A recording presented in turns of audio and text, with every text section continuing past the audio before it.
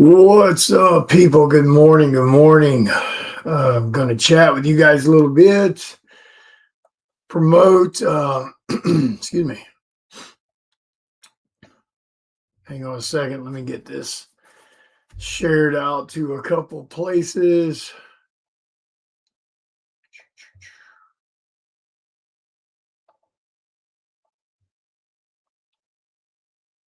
Bear with me a moment.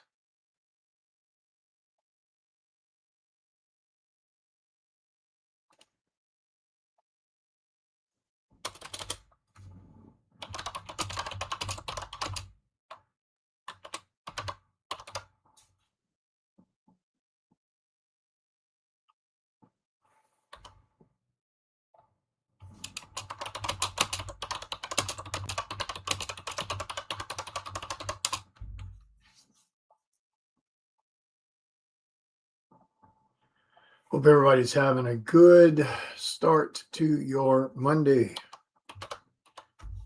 We've got a lot going on here.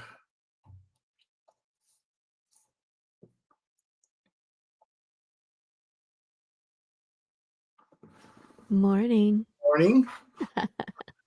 You doing okay today? Yeah, I'm still drinking my coffee and waking up, but I'm good. I say Yeah. that, but I've been up and I've been doing things and posting and prepping and Yep. running spreadsheets and yeah. Yeah, it's Monday morning. Normal. Back to the grind after 13-hour drive yesterday. Yeah. How was the con, by the way? Was Akron good to you? I mean, I did that show 2 years ago, Yeah. and it was pretty good. Now, obviously, it was a lot warmer. This go around, it was -8 degrees in the mornings, and the high was like 10. So so Yeah. we got okay foot traffic, but it wasn't like 2 years ago when I was last there, of course. Huh.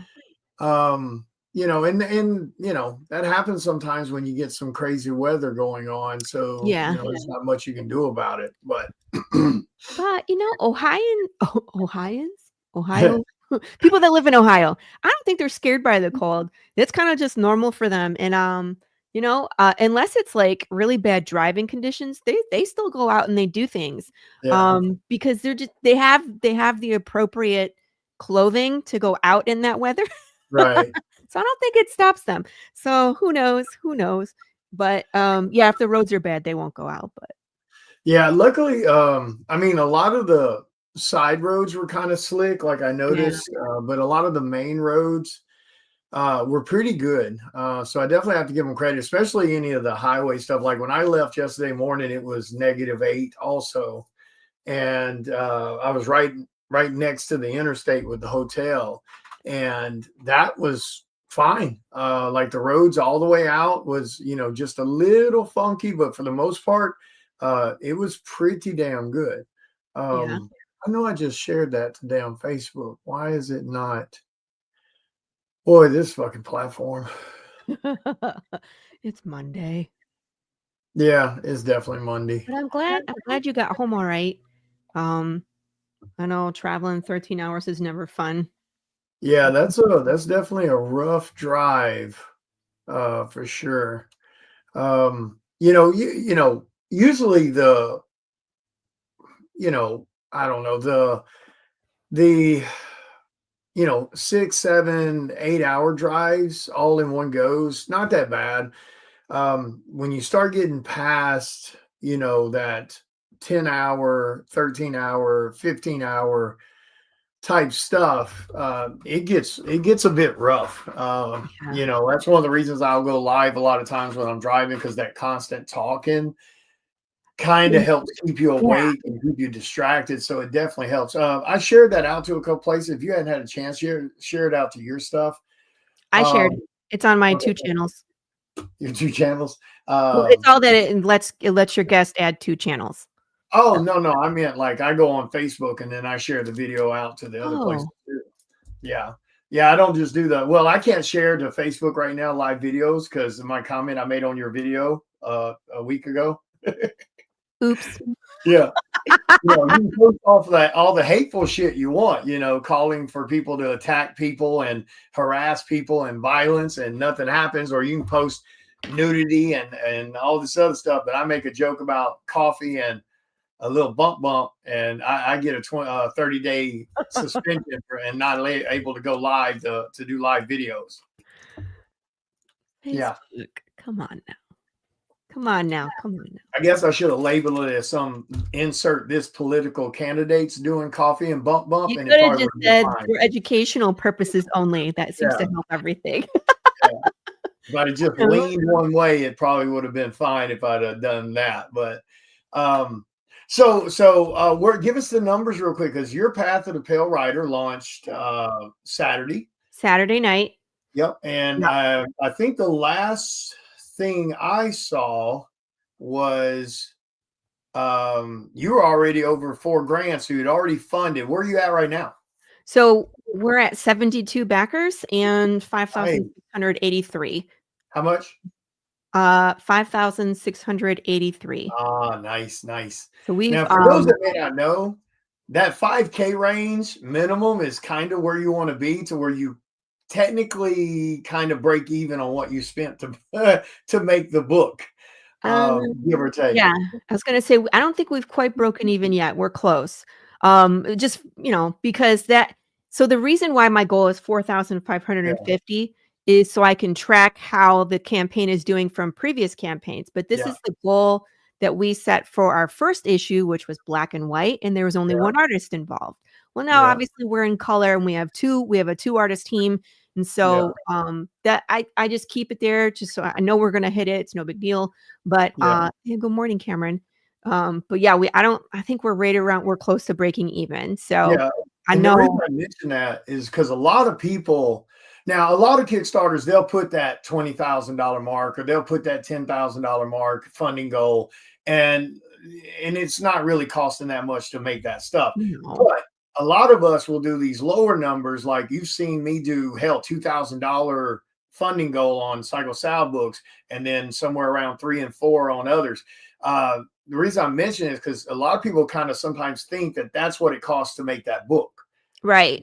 That's not what it costs to make that book. Well, and can we explain why we do that? So there's 2 schools of thought here. So with Kickstarter, when you hit your goal, the algorithm actually pushes you to the front of Kickstarter, and more people get to see you once you're funded.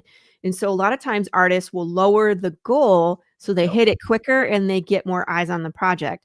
But again, that doesn't necessarily mean that that's what they need. So there's this, this push and pull between, where do I set my goal? Do I set it closer to what I actually need?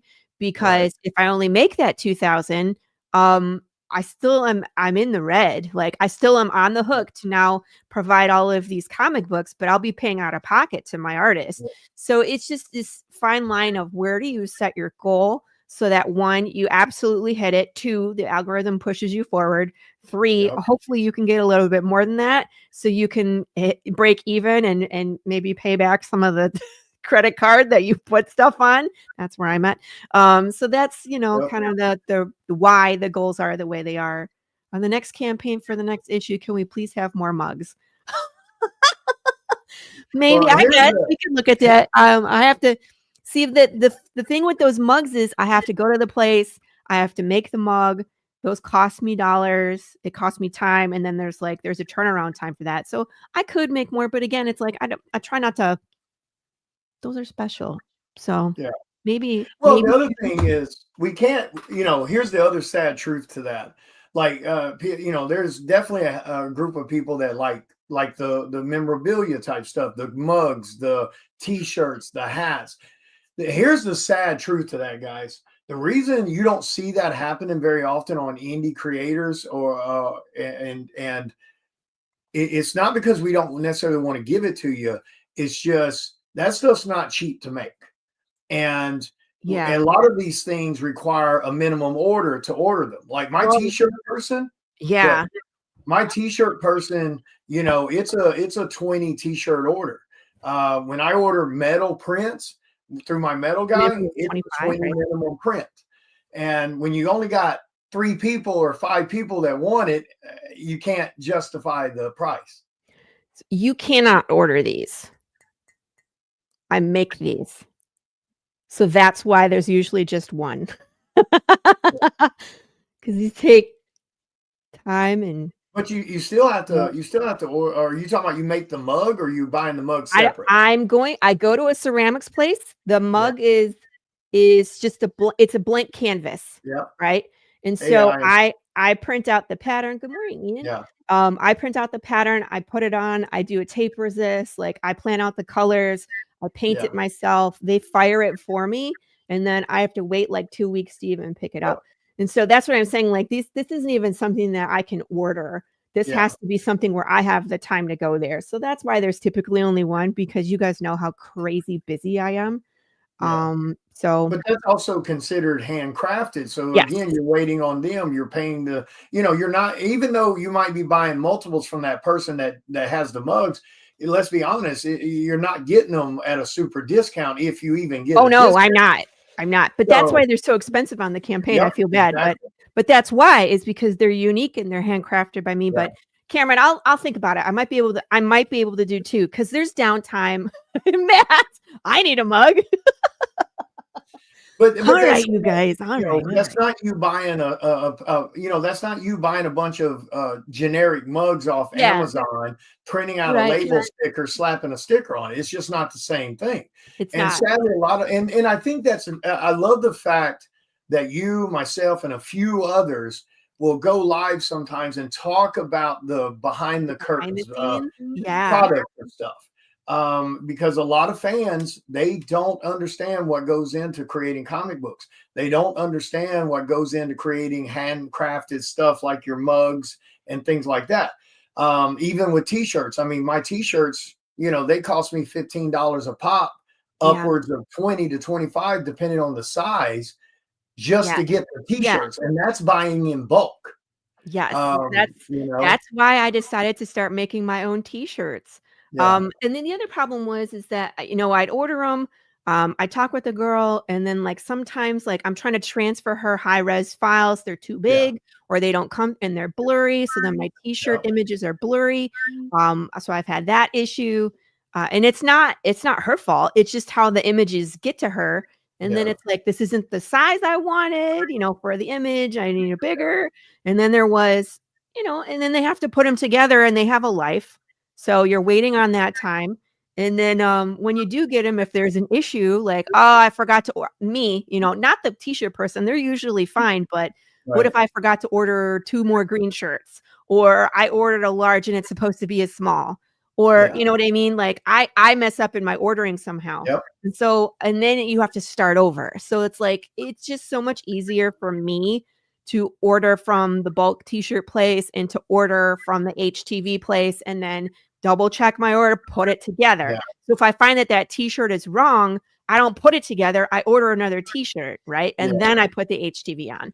So I needed to control that a little closer. So And I don't blame you at all. I'm about to do the same thing. yeah, Andrea just bought a t-shirt press from for you, me. and we're about to start doing in-house t-shirts for Psycho Sound, stuff like that. Because again, the other issue we got sometimes I'll contact my t-shirt person and say, hey, I need to put in an order for this, and it takes me a week and a half to get an answer. I Yes, mean, it's I'm the dealing with a time. It's the printer. time, right?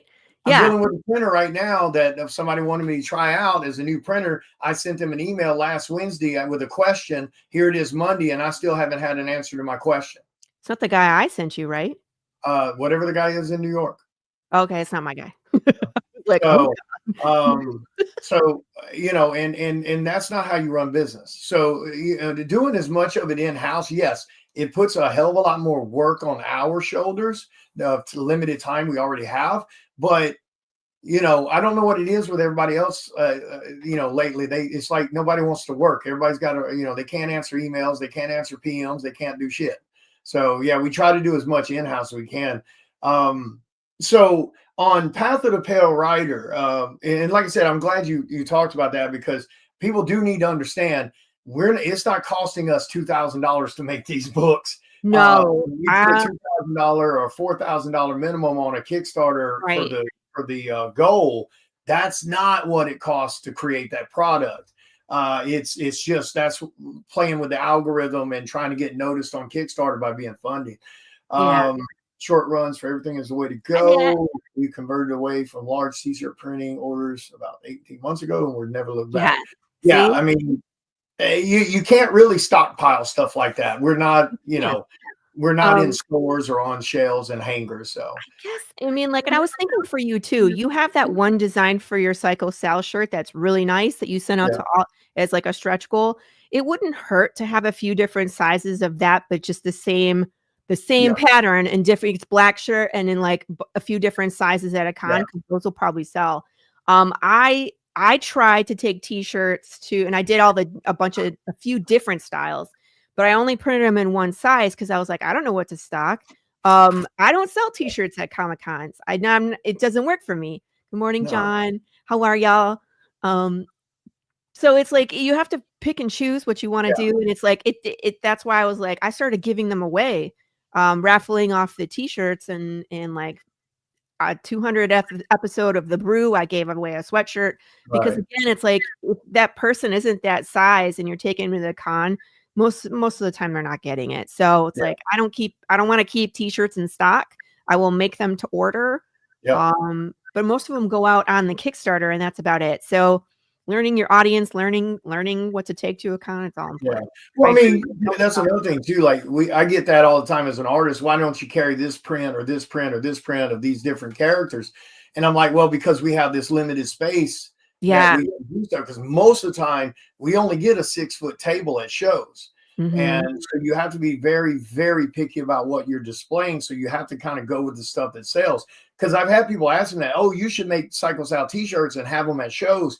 We don't have the space to put a bunch of No. t-shirts at a show. I mean, I can fill up 2 6-foot tables of just my merch that pertains to the work I've done, not counting t-shirts and hoodies or hats or any of that. But we Right. are going to start, by buying the heat press and everything, we are going to start doing Psycho Sal, t-shirts to order. So I'll add Mm-hmm. them to the website and people will be able to go in there and pick out their size. Now, it's not going to be one of those things where I'm stockpiling, 20 extra larges and, 10 3Xs. Like it'll be a scenario where they'll be able to put that order in and then we process the order, but I'm going to order the t-shirts to size. Yeah, you have to. Yeah. You have to. Yeah. Michael Gardner asked, speaking of t-shirts, do we pick the design we want when the Kickstarter is over on Path? I think you said there's several. Can you put the thing I shared up on the screen? Michael, there is a GIF that plays on the campaign, which has all of the designs. So you can kind of see them all play through. So what happens is when the survey goes out, I will have all of these listed. So you can refer back to this GIF and pick out which shirt you want. And then you'll tell me what size and I'll make it for you. But Nice. there's a ton of t-shirt orders and there's three hoodies. The hoodies are a separate add-on, but these are all the things that you can choose from. The toasty one and this unbear are the two new designs because I have a problem. See, this is what happens, William, is when you can start to make your own t-shirts, the sky's the limit. Yeah. Start making all the t-shirts. Yeah, we'll be doing the same thing because, we'll be adding, on this coming Kickstarter, I'm going to go ahead and put the Cycle Sal Cool. hoodies on there so people can order a hoodie for whatever size they want. I'm going to keep mine when it comes to, Cycle Sal, I'm going to try to keep it relatively simple with the designs for the shirt. We've got the Cursed Moonlight for my werewolf comic and things like that. So we're going to have them, but it's going to be pretty limited. But if you guys haven't had a chance, Laurie, if you want to throw your link in the chat here, but guys, if you haven't backed her Kickstarter yet, please go back it. I've got 3 covers on this Kickstarter, the burlesque dancer for issue number 8. Then we've got the naughty version of that cover also, and no, the happy face or the shock faces won't be on the book. No. And then of course we have the relaunch for issue number 2 for the Angry Artist collection for Angry Path. So issue number 2 will be on there if you missed out on the relaunch of that. But you also did the full bundle set. since so many people have been asking. So All that's right. pretty Let damn me good. put that back on the screen. I think I took it off too quick here. Okay. So Jared, how many days are left on your Kickstarter, Laurie? how many days? Yeah. 25. Oh, thank you, Rolling Squid, for the link. That's Just a friendly reminder, guys. It doesn't matter how long a Kickstarter is running. Go back to Kickstarter. And the reason I'm saying it that way is because they actually do not take the money from you today. So, and a lot of these Kickstarters, including ours, there's limited print runs on certain things. So don't BS and wait till the last day to go back to Kickstarter, because some of the stuff you might want might be gone. So they do not take any money from you today. They don't take the money till the last day when the Kickstarter's processed, when it ends. So just go back to Kickstarter now, guys. And that way you don't accidentally forget. I want to give some shout outs in the chat. Gerald, how are you? Hello. Yes, we have hoodies. I have one of them on right now. There's 3 different designs. How long is the Kickstarter going? It ends on March the 6th. So that's when it officially ends. But I mean, Gerald's running his Kickstarter right now too. I think you have a couple days left, right? I have a print I'd be happy to offer you, Laurie, for free. Oh, yes. You know, you've been so busy, but I would love a Gerald cover at some point. So we need to talk.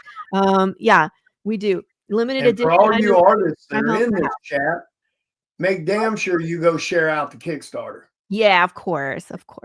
But yes, so we were talking about, okay, you guys know William and I have been working together for a few years now.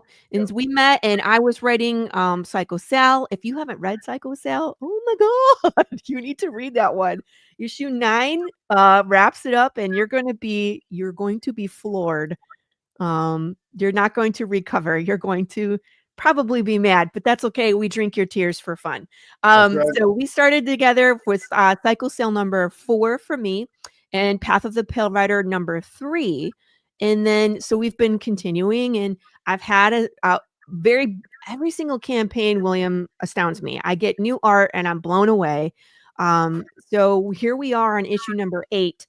Last campaign, William had the bright idea. He's like, let's go back and fill in issues 1 and 2. And I was like, why didn't I think of that? Right.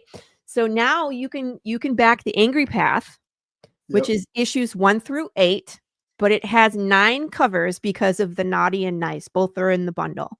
So that's 9 covers of William Russell Path of the Pale Rider crossover. So we called it the Angry Path because I thought that was fitting. Right. Yep. And if you have been collecting William Russell covers, but maybe you missed one, like maybe you missed issue 3 because you weren't a part of Path until issue 5 or 6, you can go back and order the previous issues as add-ons. I've made them all available, which if you're a creator, you know how nuts that is to go back and offer previous variant covers from previous campaigns. It's a lot of work just to make sure all the things are ordered correctly. But I'm going to do it. It's this campaign and this is the opportunity to get caught up. So take advantage of it this campaign because it's not going to be there for the next one. Yep. All right. So, but you get big James covers and wanted posters and it's funny because when you did issue 3 cover with the sexy girl, we talked about it because it fits Path because we have this whole new category of people that can be taken advantage of because they're not thinking clearly. So it kind of opened the doors for the conversation of, can you have schmecks with the undead? If it's your spouse and they can remember your name, how long is it okay? Do you just like slather yourself in lube? Like, how does it work? So that was a lot of fun. And of course, now we're going to Vegas. And so we had to have the beautiful Vegas girl. Again, she's gorgeous. This pink just is going to pop off. It pops off the page, Yeah, that one's going to look really good. I don't know. Did you have foils and metals on yours also? I'm only doing this one in foil, the black, because, they're expensive. Remember we had talked about your your most recent book order. We were both like, oh my God. Yeah. Well, I mean, I'm going to put foils and metals on mine as long as the people are buying them. That's true. No, Because we there's could just do this certain campaign. covers. I don't know. I already got a bunch of stuff going on. Maybe we re-release it next campaign in foil because it's so pretty. Yeah, Or that can one I that do like one a would have foil been. print? Do they foil prints, William? Like if I got maybe chat, I'm pretty sure they probably do. you could get a foil I would print imagine. of it. Yeah. Hmm. Yeah, the foils and metals would have definitely been really pretty of that cover. Pinks pop really, Yeah. red and pinks, uh, they pop really well on foil and metal for sure. Good to know. Um, but I haven't done a so, foil before. You believe that? do what? I haven't done a foil before. Fans love them.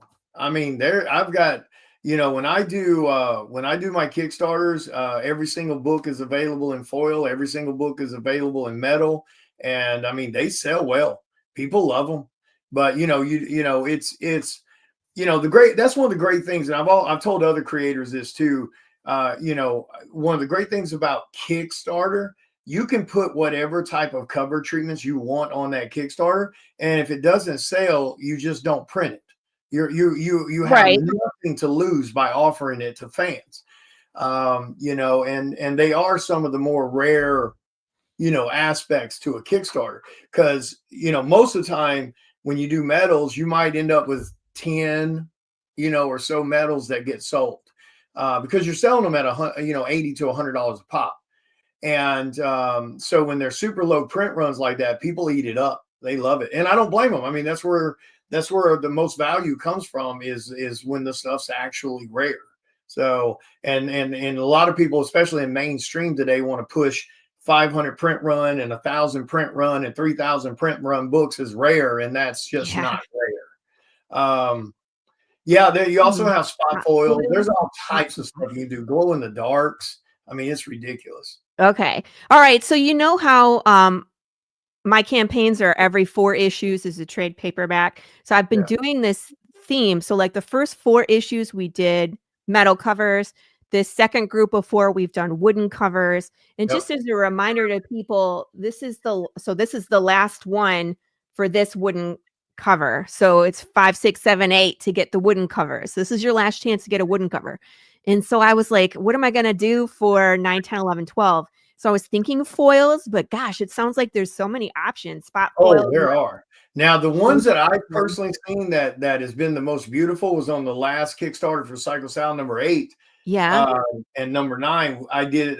They had just started doing these, and it's this embossed metal cover, but it's like this matte finish.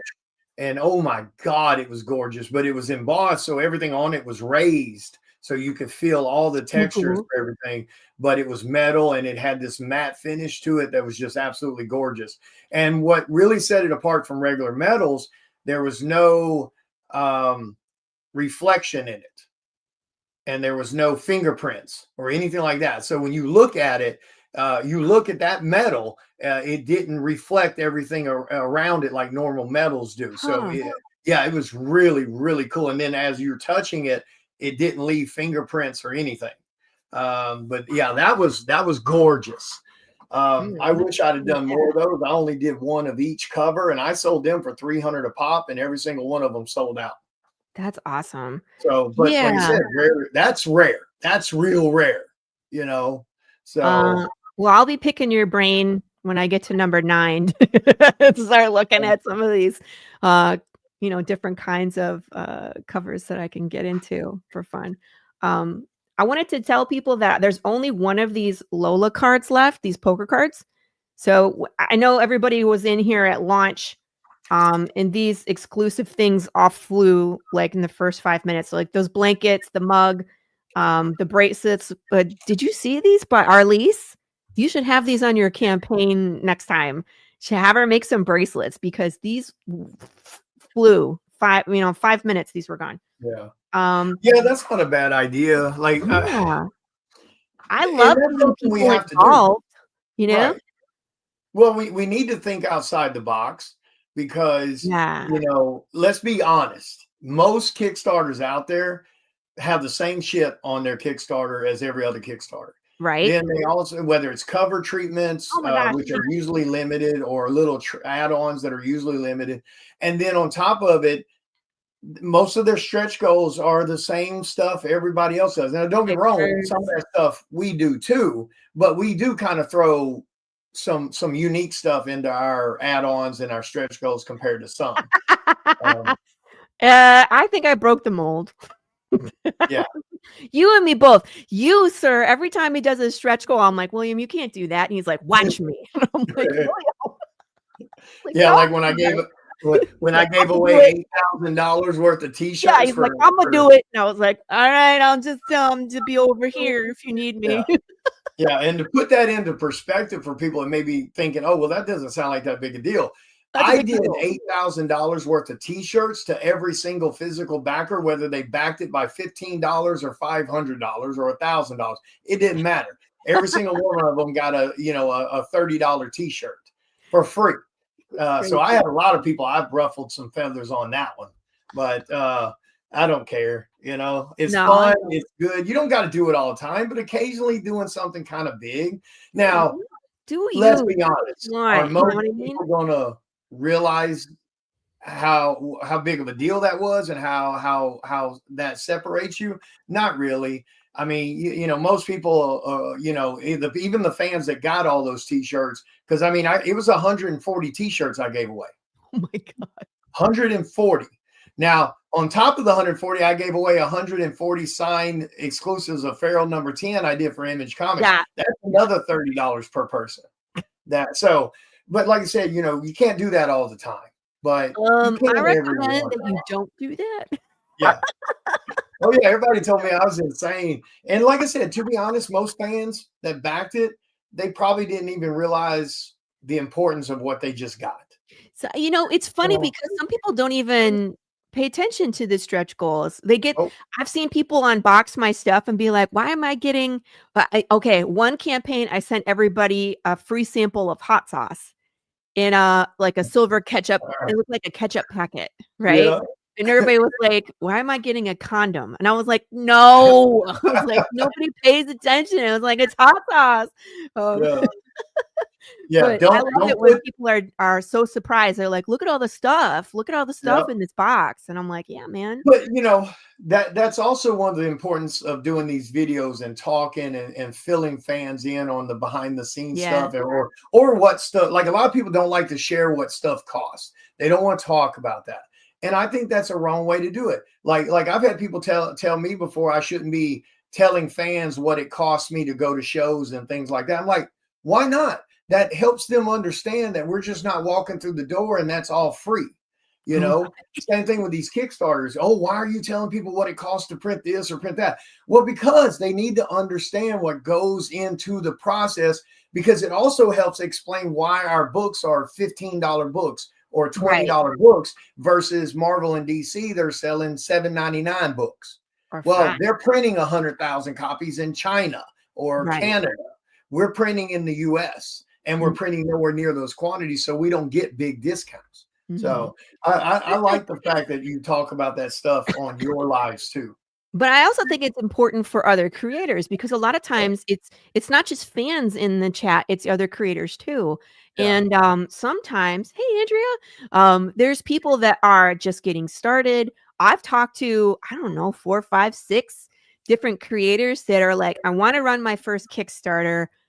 Can I ask you some questions about what to do? And I was like, absolutely. And so it's a great opportunity for other creators in the chat that are like, hey, I've thought about, like me, I've thought about doing foils, but I don't know about foils. Right. I've thought about doing wooden covers, but I haven't done it yet. Like what's the cost? What's the risk? What's the this? And it's like, just having us talk about it will sometimes inspire someone to do something new, or at least understand the risk of it before they just jump into it without any, research. So that's important.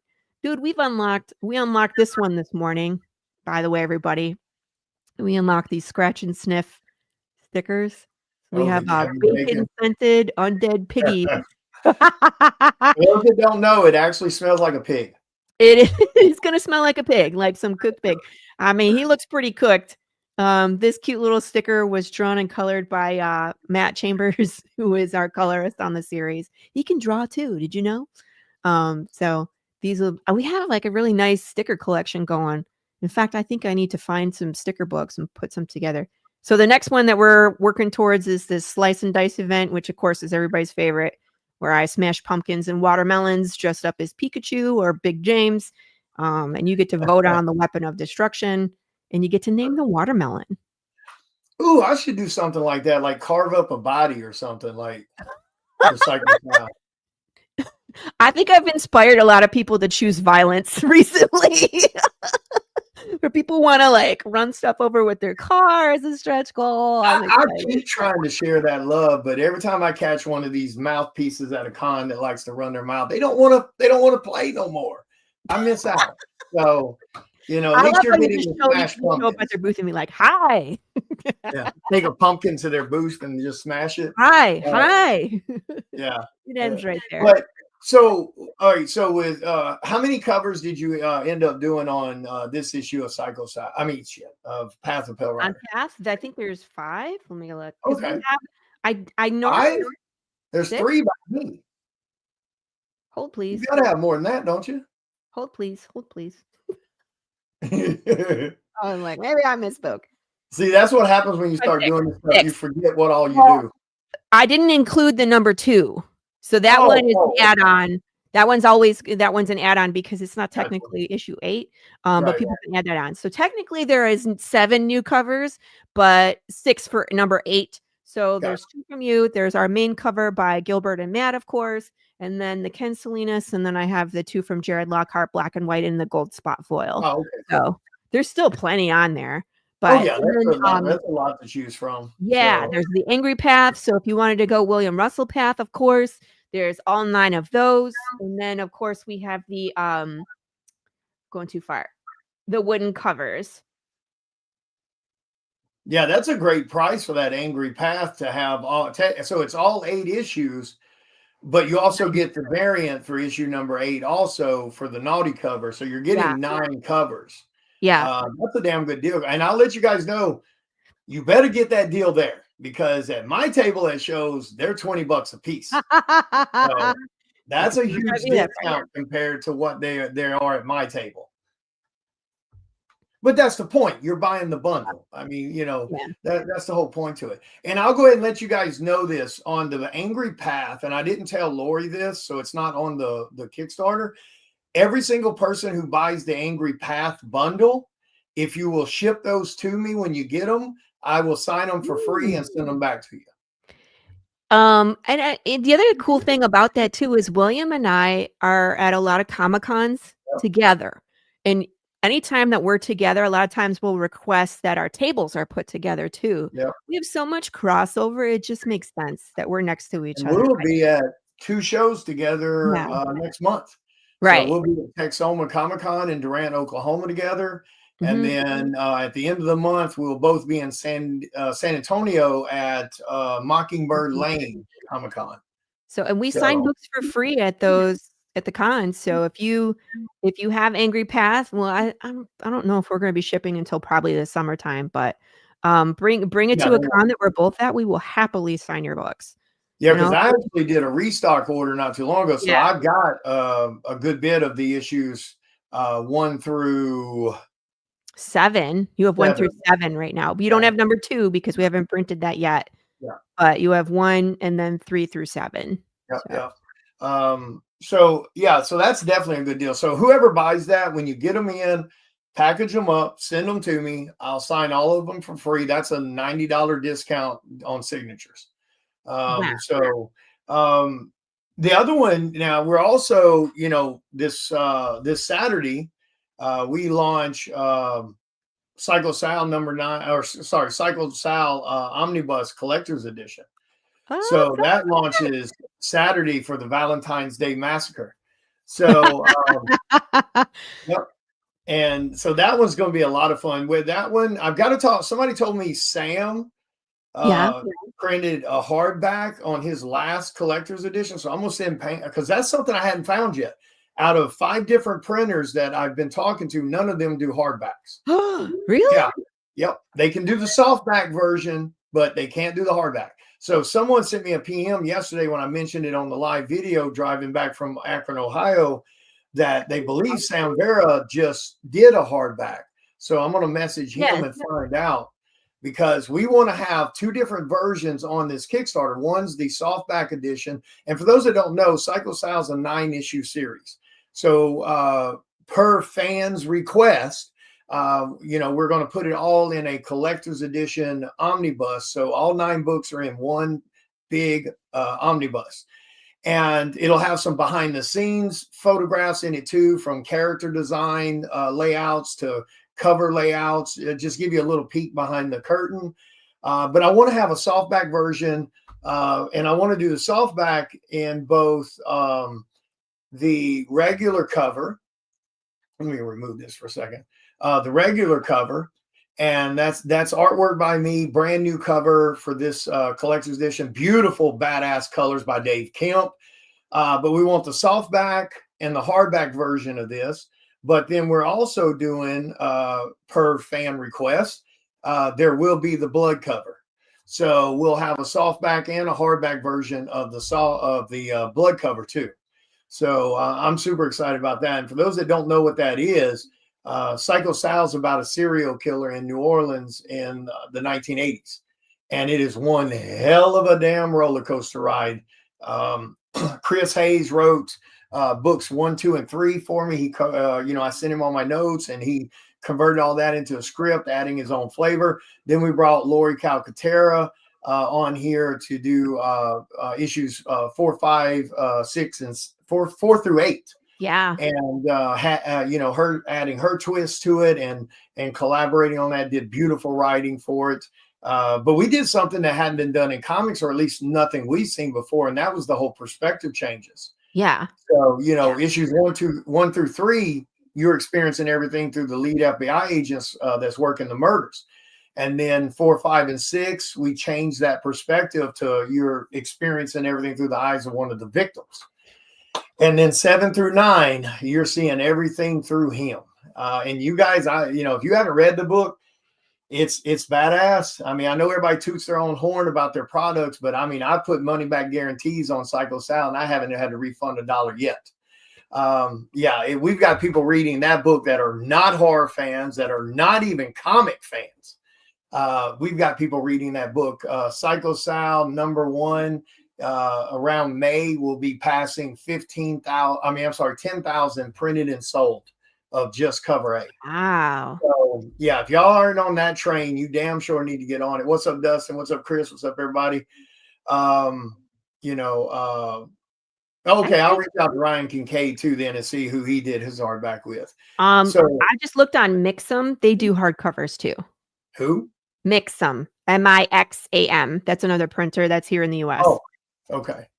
All right, I'll check them out too, because I definitely want the hardbacks. I'm a big hardback. I was going to say shop around for sure. They have interior black paper too. Huh? Interesting. Okay. Yeah, I don't know. I'm sure there's probably plenty of people. I just contacted the printers I knew, and I was like, none of them did hardbacks. I was like, what the hell? But yeah, you guys be ready for that. That launches this Saturday. I'll be going live at 9 a.m. For the pre-launch party. The Kickstarter will launch at 10 a.m. So you guys be ready for that. I'm telling you, that is one hell of a badass ride. There's a reason it's almost 10,000 copies of issue #1. Gerald, I have heard that about Mixam. Sorry. Do what? He says Mixam isn't consistent, and I have heard that about them as well. Oh, so okay. Gotcha. That's why I was like, I can't deal with no more of this shit. I can't deal with no more people not being consistent. Yeah. Do your fucking job. Like, you want my money, do your job. And I'm not waiting 2 weeks to get an answer. Gerald also said Comics Impression just did some hardcovers for me and did a great job. So there might be that. Awesome. Gerald, if you don't mind them, would you please send me their link or something to where I can check them out, please? 9 a.m. You're doing a launch party? Are you nuts? Yeah, I'm doing a launch party. 9 a.m. Wait. Get your asses up. I've been up. We have established that you are nuts.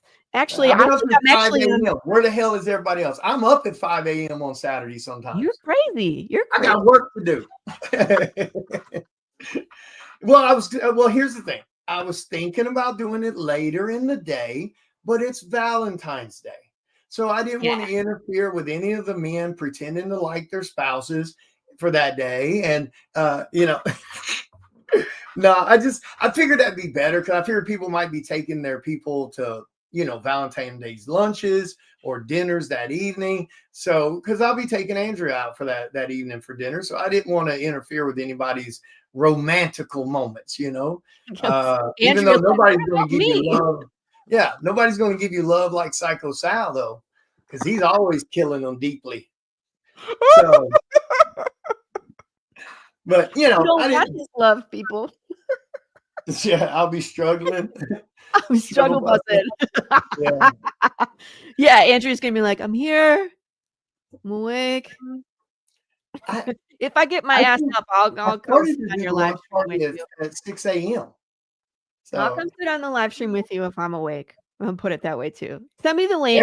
everybody better be awake. It's an important day. Oh man. Yeah, it's like I said, I thought about doing it later, but I didn't want to interfere with Yeah. people's stuff they may have going because it is a holiday. It's one of those days men get robbed, women get lifted up. It's okay. But I don't. All right. I'm old. I'm 45. I've been married for 20 years. Okay. I don't want to go out to dinner deal with everybody else's where bullshit. everybody else is also out to dinner, right? Yeah. I have to wait an hour to get bad service and mediocre food, right? Yep. I don't need chocolates. I'm trying to lose weight. Don't buy me flowers. They're going to die in 15 minutes because they're from Kroger. Like, Yep. I would rather just stay home and watch a movie and eat popcorn on the I couch. agree. So what I'm doing is we'll get out and run around a little bit Saturday, but I'm going to cook dinner at home. I'm going to cook crab legs and do a Cajun crab boil and stuff like that. And she and I are just going to watch movies and do that. So my hubs and I are coming over. Oh, hey, y'all come on. When I make it, it's in a damn with you to have tub crab that big. So yeah, I I'll do. bring bread. Yeah, I do. I do. Well, that's another thing I'm planning too. Like, Andrea and I get married Halloween night, and we're doing a Victorian style masquerade ball for our wedding on October 31st. So one of the things I am planning, because I'm renting this. She and I went and looked, and we're going to be renting this Airbnb that's a Victorian type era home built in the late 1800s, early 1900s. So we're renting that for all of our out of town guests, that are coming in. So that Friday night, for all you guys that are coming in, I'm going to be doing a big, crab boil that night too. So I'll have plenty of good food for you guys. Y'all better be here. All right, let's get back to what we were talking about. Sidetracked enough here with this propaganda holiday. Okay, so sorry, I'm in the wrong site. You gotta warn me before you just put stuff up. Like, you can't see that. That's behind. Okay, now you can. You can put it up now. I was like, she's over here. You're not supposed to look at that behind the scenes stuff. It'll start stressing you out. Yeah, I didn't want to show that, but someone just backed and then canceled. So I was like, what the heck? Probably changing that. That is one of the drawbacks too. Like, there are some tweaks I wish Kickstarter would make. One from the creator side of it, they really need to figure out a way when you type in all your damn rewards, it automatically gets added to the damn add-on section. This whole shit spending 8 hours to add everything over to that is ridiculous. Bye, Jared. But the other thing that I have noticed, I do think it's kind of frustrating that people, when they go in and they pick out their stuff and they commit, and then if there's something they want to put back in there or something, they have to go back in and redo their whole damn order and try to remember the shit they added the first time. Yeah. That's a little weird. Just let people add their stuff to their existing order, You can. It's a little tricky to navigate, but it is there. Only because I've had to walk people through it, where it's like you can update your pledge, but it makes you like confirm your original pledge, and then it drops you into the add-ons where you can change Yeah. things. But like, I don't know how user friendly it is. So I think you're right. I Yeah. think it needs to be a little more user Well, friendly. now, to be fair, on the flip side of that, fans need to pay attention a little bit more what they're doing. So when you click your stuff for the tier, it immediately moves you to the add-on section. If you skip that, you're gonna have to go back and redo the shit. So, so Yeah. to be fair, you got to slow down a little and pay a little attention there.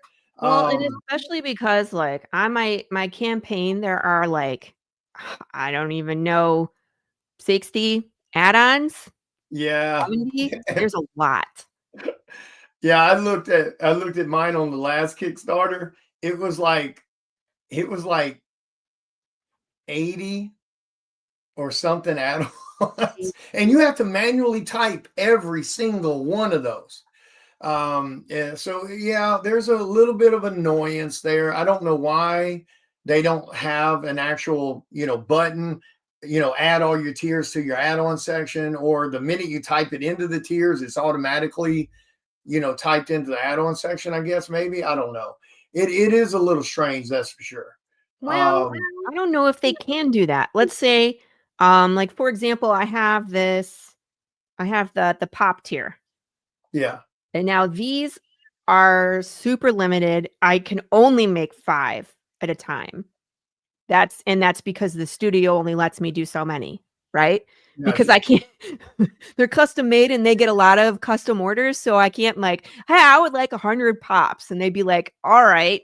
You know what I mean? It as much as they would like to, I'm sure, but they have all these other custom orders they also have to work on, right? Yeah, So if it automatically put it into the add-ons, I don't know how that would work. You see what I mean? all right. So I think that's why, but still it's like then you have the annoyance of now you have to add all of these add-ons. And not only do you have to add them, you have to add a picture. You don't have to add a picture, but they look so much nicer with the picture stuff. So not only am I making rewards, I'm also making images for these add-ons. Gosh, this takes months, you guys. Oh, It usually takes me about 3 months to put, a campaign together, and I usually don't finish until right before we launch. yeah, yeah. I mean, The video, it's like my videos are not, um, I don't know, my videos are not like other videos. Let's just put it that right. way. I try to get back on. Yeah, it's so much work, like it really is. And like I said, that's why I'm glad that like some of the creators go live and they do talk about the behind, like I mentioned earlier, the behind the scenes stuff, because it's insane.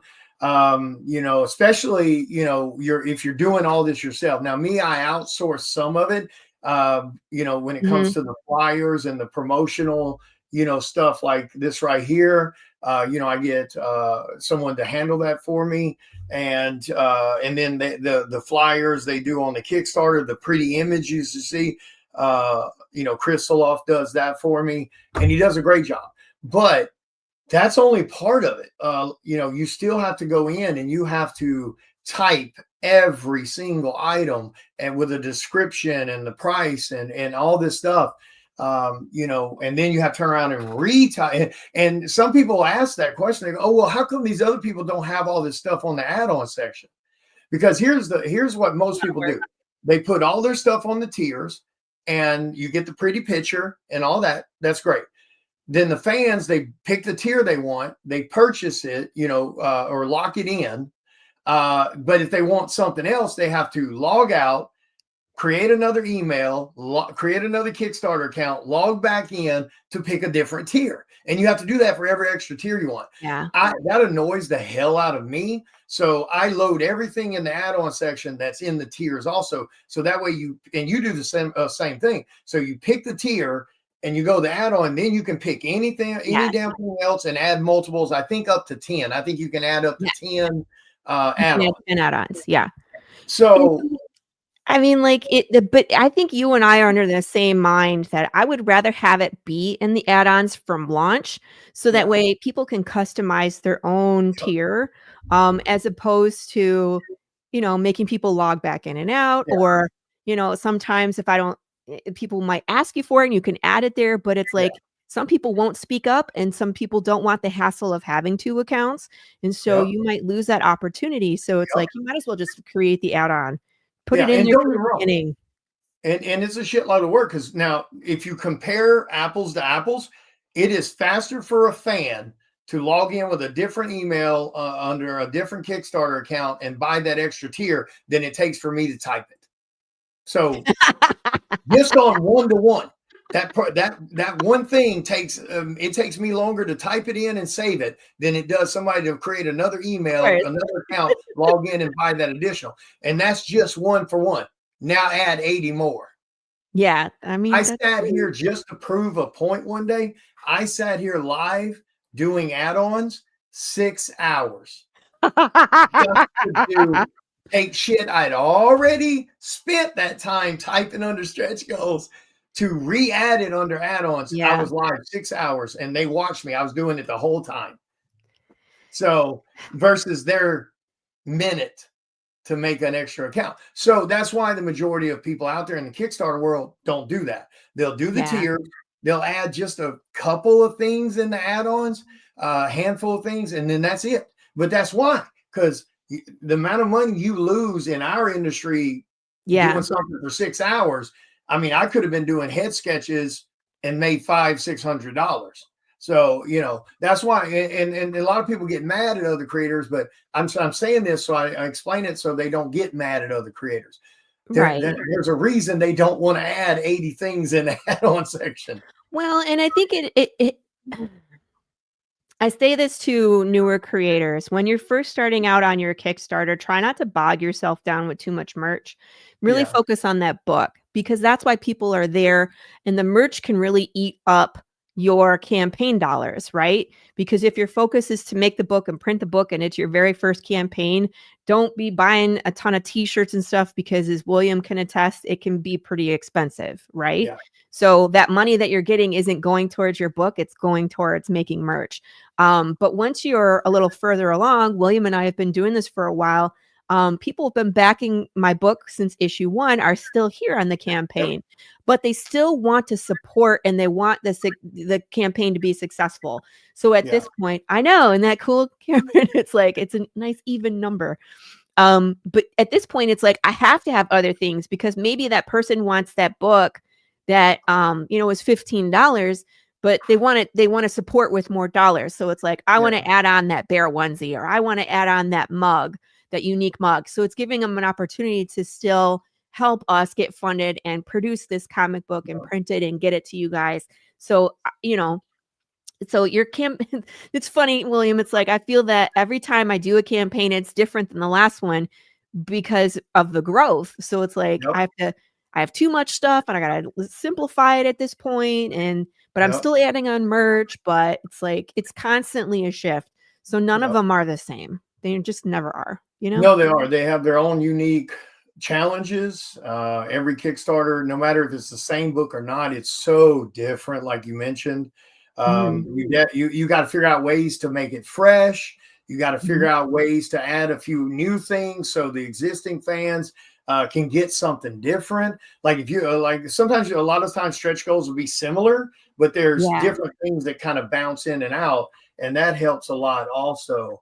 Um, Cheryl Vaughn standard exposure. What? Jared, what are you talking about? Why are you exposing yourself to them Yeah, in don't private expose yourself chat? in the chat. No, we were just talking. Gerald had posted something that you would agree with, William. It was just like if someone offers you a chance to work for them for exposure in this business, don't Yeah. fall for it. Like that's Oh, never, no, no.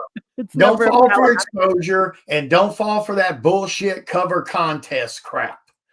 No, no, no. First off, anyone who has legitimate fan bases that could give you actual exposure would never ask you to do a damn thing for free. You no. know, now don't get me wrong. I've done a cover for Lady Death and Coffin Comics, and he paid me to do that cover.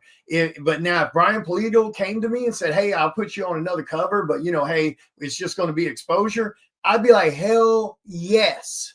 But he would never do that. Anyone who has an actual platform that they can share you with that they're not going to ask you. So no, hell no to exposure unless it's a legit person. But again, that's not even a conversation because they're not going to ask you. Yeah. And stay away from the cover contest bullshit. So I would think cover contest would be for people that are maybe new and don't Nope. have a Say no to portfolio. it. I don't know. Nope. Say I no to can't it. really think No, of an it's excuse for it bullshit. either, but it's all right. No, I'm telling you right now, as an artist, it's a bullshit lie, and they're doing it to rob people of free work. Because Yeah. I've seen some of the contracts. You give them the artwork, they pick one person, they own the rest of the art to do what they see fit in the future. So no. Yeah. Make I just people, want to show make off people pay you. Jared's cover. Jared, who's in the chat. Cheers. This is his work here, which I would love to have this tattooed on my body. I might do that for the stretch goal at 9,000. We'll see if I get there. I keep throwing out the idea that I'm gonna get a tattoo as a stretch goal. My husband, he's like, no. I'm like, I'm gonna do it. You gotta have a Psycho Sal tattoo, like Psycho Sal stabbing her deeply or something like that. Oh my God. At one time we didn't hit the stretch goal because it was relatively big, but there at one time we were going to do Psycho Sal condoms. And that's what it said on it. Psycho Sal. Why haven't you done this yet? Stabbing you deeply. Perfect. Yeah, exactly. Nothing says love like murder. What are you talking about? I mean, you can't get any more intimate. I mean, come on. So what's your next stretch goal? What's it at? 6,000? The next one is 6,000. We just broke the one at 55. I'll be a little blunt. If you're in here listening to this or you're watching this video later, if you've been on her podcast and she shared her platform with you, y'all better have your ass over there buying this, backing this Kickstarter. I'm just going to be blunt. We just had a cancellation, so we went backwards just a little bit. Uh-oh. Maybe it's somebody tweaking their order. No, they just canceled it. I'm going to be blunt about that one too. I don't get it. I had it happen on my Kickstarters. I've watched people back that Kickstarter, and I've told people on my live videos, I don't need pretend backers. I don't want anybody sending me a message like, oh, hey, I backed your Kickstarter, but I had to cancel it because this, and this. I don't want fake supporters. If you can back my Kickstarter, do it. I love you. I appreciate it for you. I give back enough to prove that. I don't need any pretend backers. So don't come to my Kickstarter backing it and then bouncing halfway through it or the last day. Just don't come at all. I mean, I don't understand the ones that back, and then like an hour later they just go cancel. So I don't know if that's a bot. That's what happened. Is he back this morning and then he canceled? So yeah. I don't know. And don't get me wrong, I understand. Money's relatively tight for everybody. I get that, but whether you can back something or not. Know whether you can back it and pay at the end of the month or not. Like, just don't waste anybody's time, because I'm not going to get mad at anybody that doesn't back it. You're still a fan, you just, that book may not be for you. And I get that. Yeah. It's kind of weird. I don't know. It's definitely strange. But to each their own, I guess. I wish, that's another thing I wish Kickstarter would do. I wish they would just collect people's money on the day they back it. If the book's already funded, collect the money, it goes into escrow and it doesn't get delivered till after the Kickstarter ends. So I had to get the trade gift. As a friend for his birthday. Thank you, Cameron. Cameron, you're incredible. The support that this man shows to indie comics is just they make great gifts. With the crop. Yeah, absolutely. I hate to break it to everybody. Our books are better than what's Marvel and DC are producing. Y'all can get mad at me if you want to for saying it. Our books hold better value than Marvel and DC right now. I mean, I've watched Psycho Sal outsell Clayton Crane Spider-Man signed books and whatnot shows. So, because it's good stories. We give a shit about what we're writing and creating.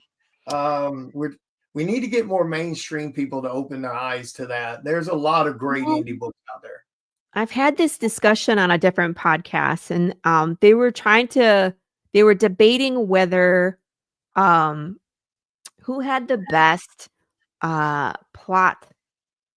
How do I want to say this? It was like which storylines were better. Was it Marvel or DC? And when Right. it got to my turn to talk, I was like, I'm going to say neither of those, and I'm going to say you have to go to indie. There you go. I'm like, because every time they retcon and they start over, there's no resolution, there's no payoff. It's just like, oh, none of that stuff mattered, and we're going to start over. Yeah. Right. And that's why I'm like, that's crappy storytelling. That's Yeah. crap. I was like, if you want the good stuff that has a beginning, middle, and an end that you're invested in, and there's actual consequences to the story, I'm like, you have to go to indie. Yeah. You have to. Oh, I did a little digging on that, Cameron. Indiegogo works great for other stuff, but it's not really friendly with comics. Some people do Indiegogo with comics, but I read into it and did a little digging. So you remember we had that conversation about if they took the money immediately, they had to be a reason why the majority of creators in the comic world weren't using it. Well, it's not really comic friendly. It's really good for other platform stuff. They like I agree. yeah. I agree. I ran it. I knew there had to be a reason, because if they took everybody's money right away and you had to go through this process to get to cancel your order, more artists and creators would have been doing Indiegogo. But so I did some digging, and that was what it was. It doesn't. There's some other features to it, and I'm not going to go into it here. But there's some other things that kind of throw. Now I don't want to mess with that in it. But yeah. So anyway. The other thing I've noticed about Indiegogo, I ran one just to test out the platform. Right.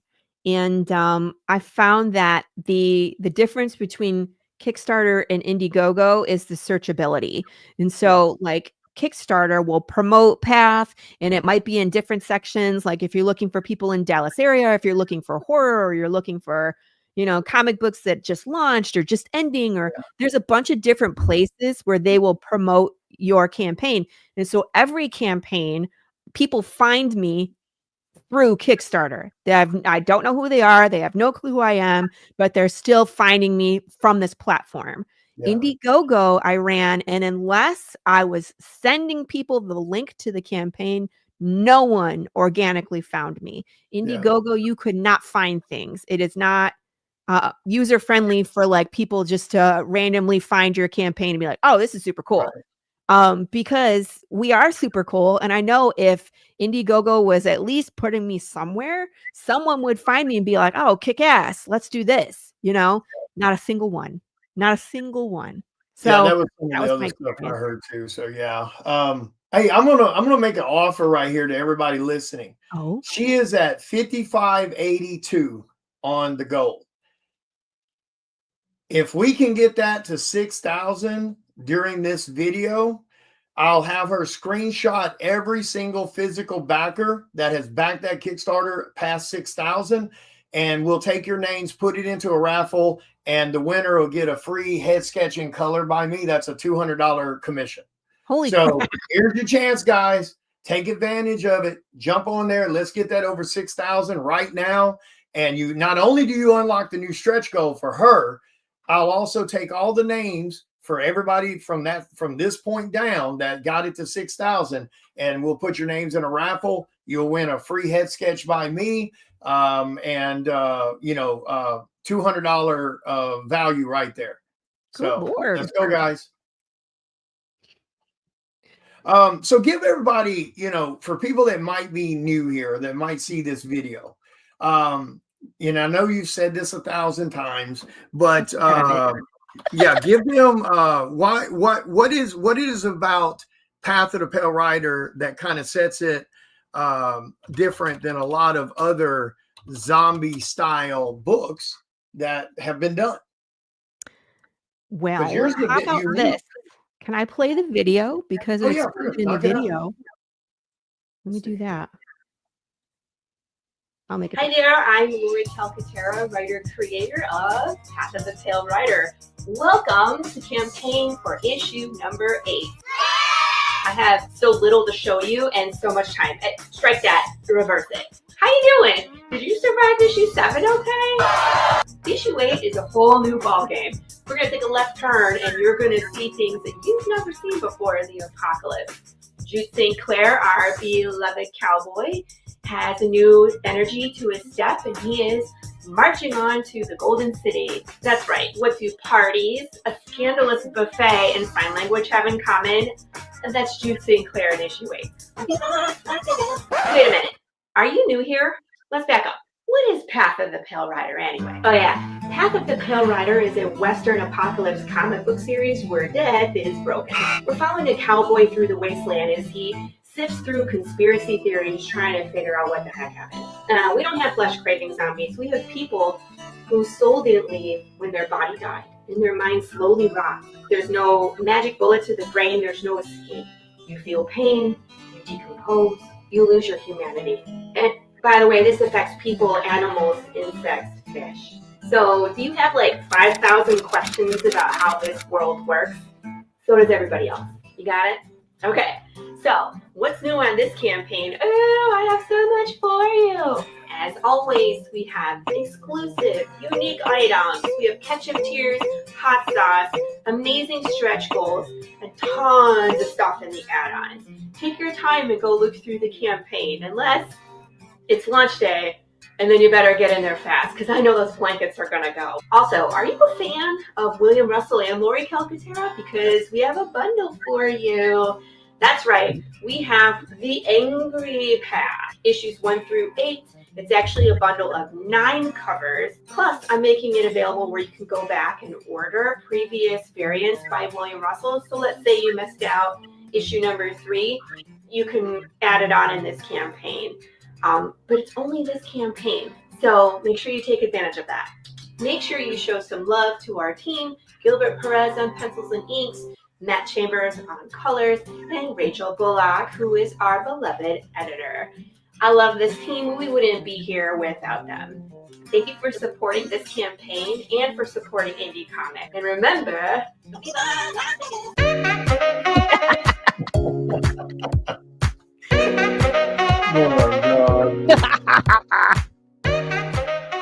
Now we're going to have to do a Path of the Pale Rider South Park edition. That's what I was going for. The Canadians were their Terrace and Phillip. Yeah. And now But, I'm new to whatchamacallit, to animating. Even in that style, it still takes time. And I was trying to have Matt Campbell do the worm. He couldn't do it. And guys, real quick to show you some samples, that's the type of commission you'll be getting. So let's get it to 6K. You get it to 6K today. I'll make sure she pulls the list of everyone that's backed it up to today. If we hit that 6K mark here today, and we'll do a raffle, and the winner will get a head sketch in color, $200 value. So there you go, guys. Character of their choice.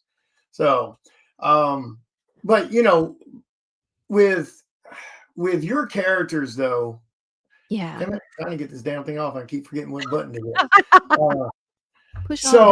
But with Path of the Pale Rider, I mean, that's a pretty unique take on the zombie mythos. Yeah. I mean, because anytime we've ever seen zombies, movies, TV shows, comics, it's always been, you know, whether it's slow zombies or even fast zombies, it's always murder spree, you know, kind of thing. But you went this whole route with the concept of death being gone.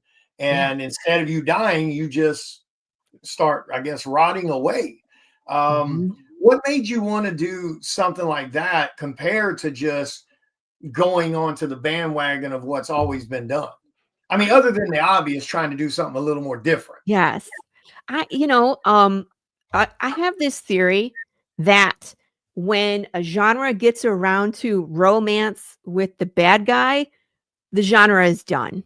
And it needs to be rebooted, right? So we've had romance with vampires, we've had romance with werewolves, we've had romance with fucking Frankenstein's monster. Like, come on. And now we've had romance with zombies with warm bodies. That movie is the bane of my existence. So like it's like when you take something that's scary and then you turn it into it's time to reboot the whole thing. Throw it all in the trash and start over, right? And so when I was like, all right, I love zombie genre, but we need to do something new. We need to make it scary again. We need to make it something where we can, and I mean, at this point, Walking Dead has jumped the shark. We're tired of it, right? Do something new. So that's what kind of was the inspiration for me, is like, what have we not done? Yeah. Right. And so you really got to think outside the box, because it's easy to brainstorm off of things that have already been done, but we got to look at that gaping hole of what hasn't been done yet. So I was like, Right. all right, what if it wasn't just zombies, humans? What if it was everybody? Because death broke. What does that world look like? And so I Right. started exploring that, like world building, what would the government do? What would we eat? What would happen to the, crops because pesticides don't work? Would that burger still move when you eat it? Stuff like that. And it's just like, it's like dementia and fast forward. And to me, this is worse because there is no escape. At least, infection zombies, you shoot them in the head, you destroy the brain, and they're done. Here, like Big James, you shoot him in the head and it just makes him more angry because he has Right. less of his brain controlling his emotions. And it's like, what you have to question humanity at that point. What is it that makes you human? For how long? Because when these people lose their memories and lose their emotional control, and they lose inhibition, and they're dangerous, are they still human? Right. Because what if they know your name during the day, but they sundown at night and they're dangerous at night? Where do you put them? Do you lock them in their room at night? Do you send them away to the undead retirement community? Is it illegal for them to be in the world? What? And then there's nowhere. Eventually they outnumber you. Yep. And what does that look like? And so that's kind of, in a nutshell, what started all of Path. And I explore a lot of that, and so people are like, well, what happens when, there's nothing left to eat? And it's like, well, you're going to see that in issue 8, Right. what happens when there's a group of people that just decide we're going to party through the apocalypse because there's nothing else to do? You're going to see that in issue 9.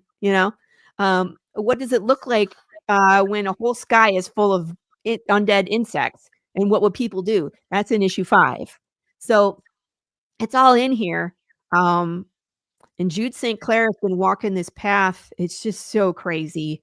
But we're moving into the back end of the arc. So kind of like Psycho Cell, how you start wrapping things up and you get answers, and you get some terrible things that might happen. Fan payoff. In Path, we are in the part where Jude St. Clair will start to figure out the answer. It's right around the corner. I'm not going to say it's here because, well, I'll say this. If you pay attention in issue 8, you could figure it out. You could. I put enough breadcrumbs in there where you might figure it out. But if you don't figure it out in 8, we tell you more in 9, and then the beginning of number 10, if you haven't figured it out, I slap you in the face with the answer. So we're almost there. So all this questioning and theories that you've had, I'm gonna answer it really soon. So that's the fun part about this, is like when you've been doing a long running series, it's like, oh, we're in the juicy bits. I cannot wait. Like, Yeah, and it's been really good. Like, I mean, one of my daughters have read Path and they've enjoyed it. And of course, my fiance, Andrea, who was never really messed with any comic stuff until she started dating me. And I started explaining, what I do and what we do. And she started reading, Psycho Sal, and from the first book she was hooked. And then I told her about Path of the Pale Rider, and then she checked that out and she's hooked on that one. Like that's one of the like, some people told me from the beginning, I've mentioned this before. Yes. When I told people I was about to create my own book and I told them it was a horror comic and it wasn't comedy horror or sexualized horror or spoofy horror, everybody was like, oh, you're going to lose your ass. You don't mess with that. You just need to do superhero stuff. You need to do, or make it, this fetish or that fetish.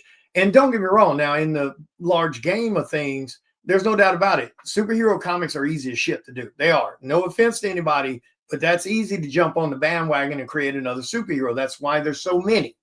It's real easy to create over-sexualized books or fetish books, what we call them.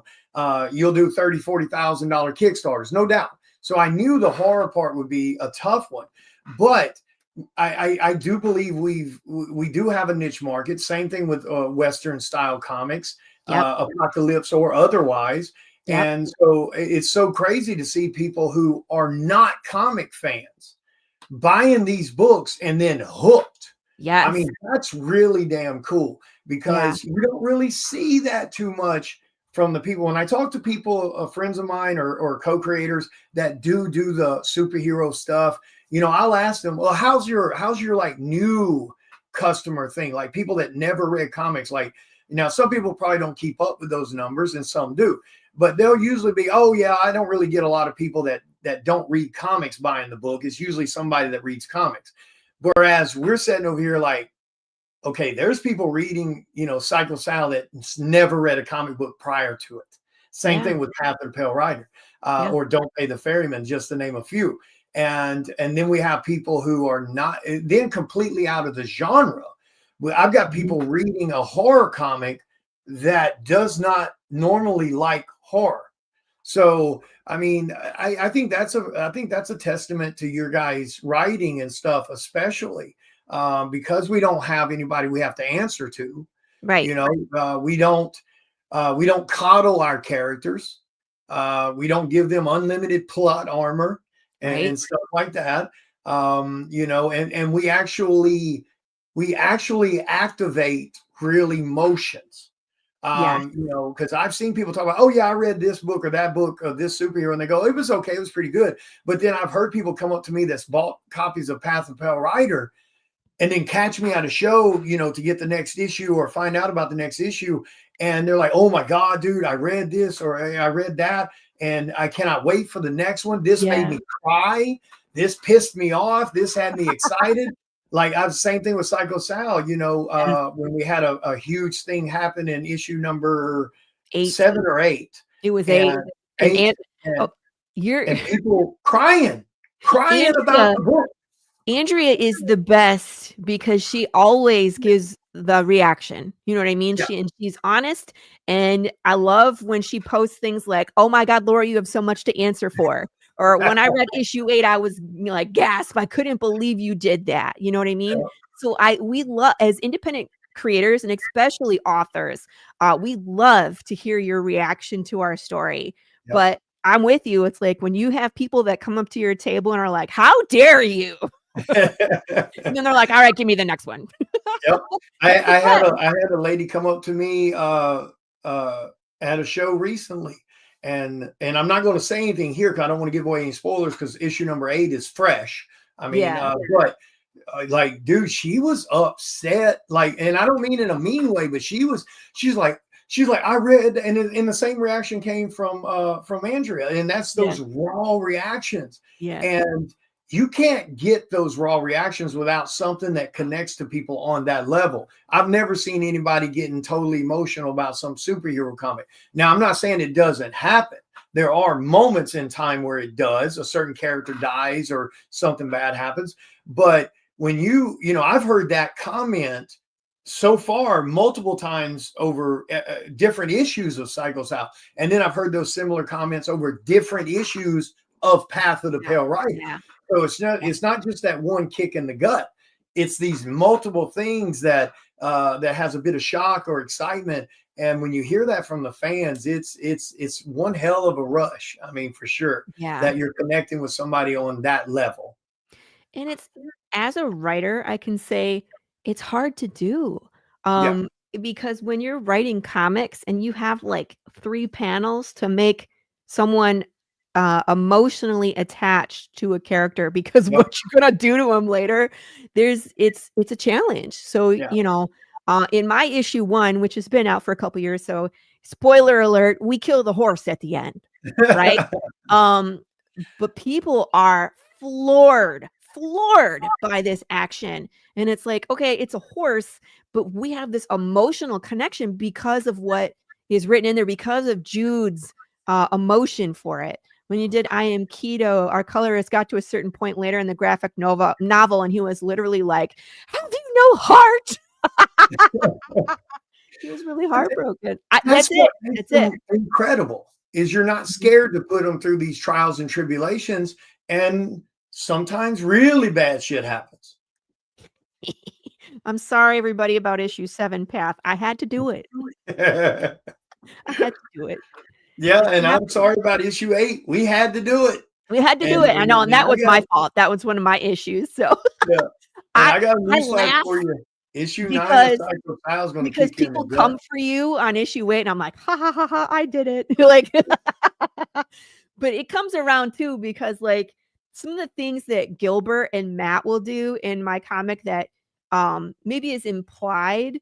Yeah, it's Matt. I love those panels. That's what I'm talking about, where Matt does stuff in like issue 7, and it elicits response. And I'm like, even though I've written my script, these guys have the artistic freedom to kind of embellish on that. And Right. so sometimes Gilbert will do something so devastating, and people come for me, and I'm like, Gilbert did it. You're like, we're laughing in issue 7. It's because Matt did it. You know what I mean? Like, I point the blame where it belongs, but Yeah. it's just funny because they come for me. The splash page in 7. Oh man, that is so epic. What you guys It put makes together, the Matt. best books. I And mean, that was when like, I watch oh, you TV have shows fun. and movies, when you know when the plot armor is pretty much removed, I think those are the best shows.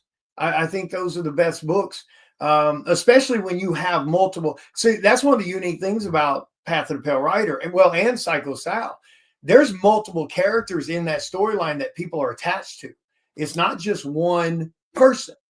And so when you have the balls to really do some damage to a fan favorite, or even kill off one of those fan favorites, I think it's way better. I think it's far more impactful, because to me it's kind of boring when I read something or watch something and I know every single person in that event is safe. Yeah. Yeah. So, well, let me ask you this, because I've asked you this before, but let's ask it for them because it is two different worlds. What has been your thought process, and what have you loved about the two from writing Path of the Pale Rider, creating that, and then working on like Psycho Sal, and it being so different than what Path of the Pale Rider is? Because Psycho Sal's a freight train. Yeah. There's nothing about him you're going to like. Right. There's no comedy in that book. There's no levity. It's a serious, hardcore kind of old Hitchcock style of story, where it's just about trying to make the good guys again, and having people actually hate the bad guy. So what is your thought about that, comparing those two styles? And being able to write in those two worlds. Well, first of all, I just want to say when I was first approached to write Psycho Sal, Chris was like, "Well, you want someone to write, the perspective of the female victim," and I Right. was like, "That's cool, but can I write the psycho too?" I'm like, "I really want to write this really dark character," and he was like, "See what happens. Write this girl first." And I was like, "Man, I'm gonna feel bad. I want to write this guy, right?" But the difference, Everybody wants to write that guy. everybody wants to write that guy. Let's be honest. But I think the big difference between Path and Psycho Sal is that in Path, it's the world that's the antagonist. You know what I mean? Where it's the world itself that's broken and causes all the problems, but the characters are always gray. There's good and bad, and it's like their decisions are always based from some level of morality, and it's just because it's based off of their own life experiences in this world. And so there is no real. I don't preach to you about what's right or wrong. You're gonna kind of lean one way or the other based off your own human experience, and I always ask, what would you do in Path? Huh? You're going to choose your own path. You could choose your own path, which is available as an add-on. It's funny because we have that. But Psycho Sal, that world is very much black and white. We have a good team, we have a bad team, and there is no holding back on this darkness. We're going to psychologically fuck up these characters, right? We're going to lay traps. We're going to be diabolical. We're going to take away everything that makes you feel safe in this world. And so that was the difference for me, as like I channeled all that darkness into one character, and he is like a spider in a web, where it was like he's doing this over here, but he's really 3 steps ahead of you over Yep. here. And you think you figured it out, but you haven't. Right. And so that was the challenge, I think, of writing him, is trying to think like chess. It's 3 moves ahead. Yep. He is 3 moves ahead of you, and it's all going to suck. Yep. And then, these poor, FBI agents that are trying to keep up with him. That's all I'm going to say. Poor them. Yeah. It's definitely been a crazy ride because every single, for those that don't know, with that 9 book, like it starts out with heavy pressure. And it's just right at that pivotal moment. That's where we left you at 8-2 cliffhanger, right? Yep.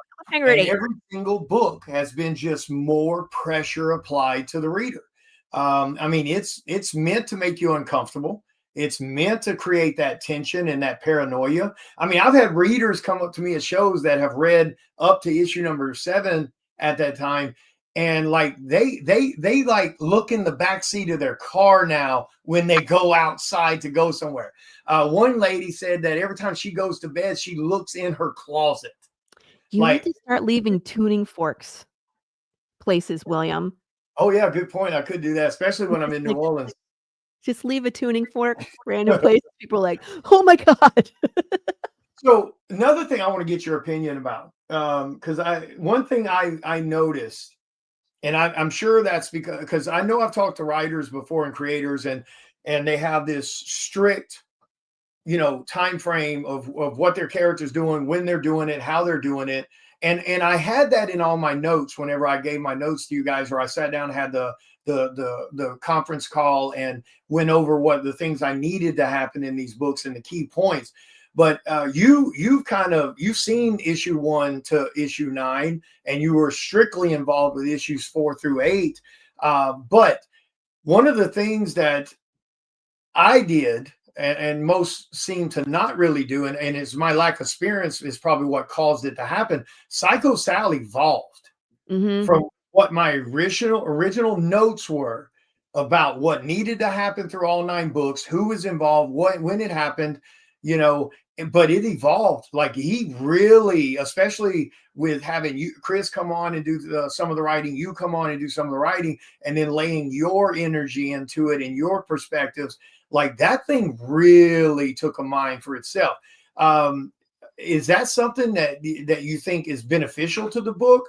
As a new creator, allowing it to breathe and kind of, because again, even the ending isn't the original ending I imagined.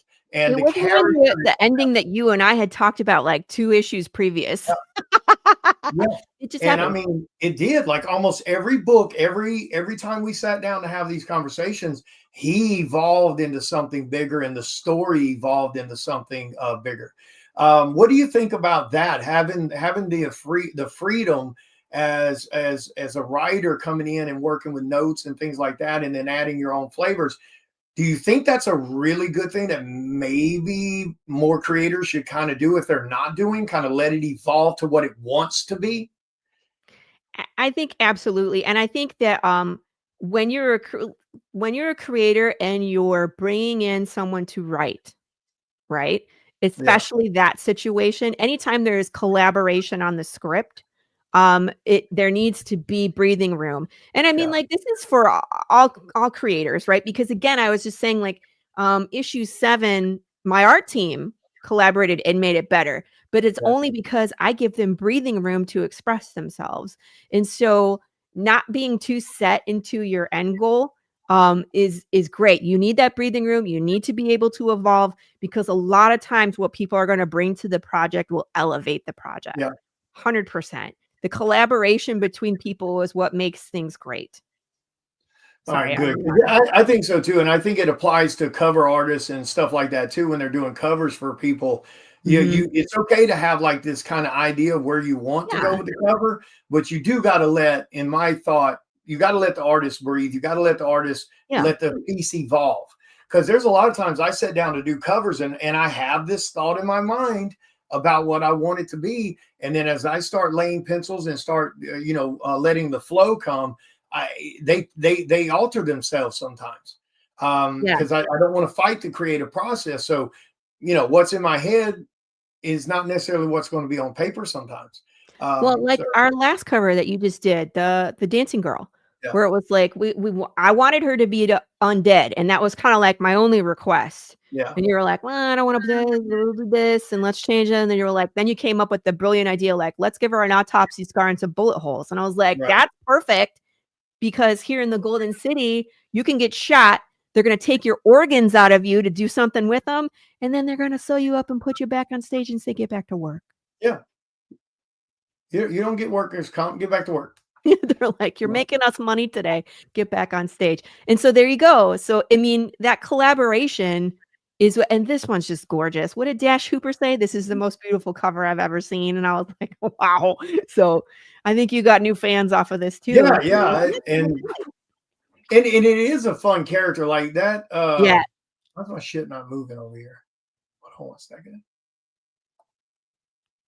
And that's the 7 one. No, for some reason I can't scroll up and down my media assets over here. That's weird.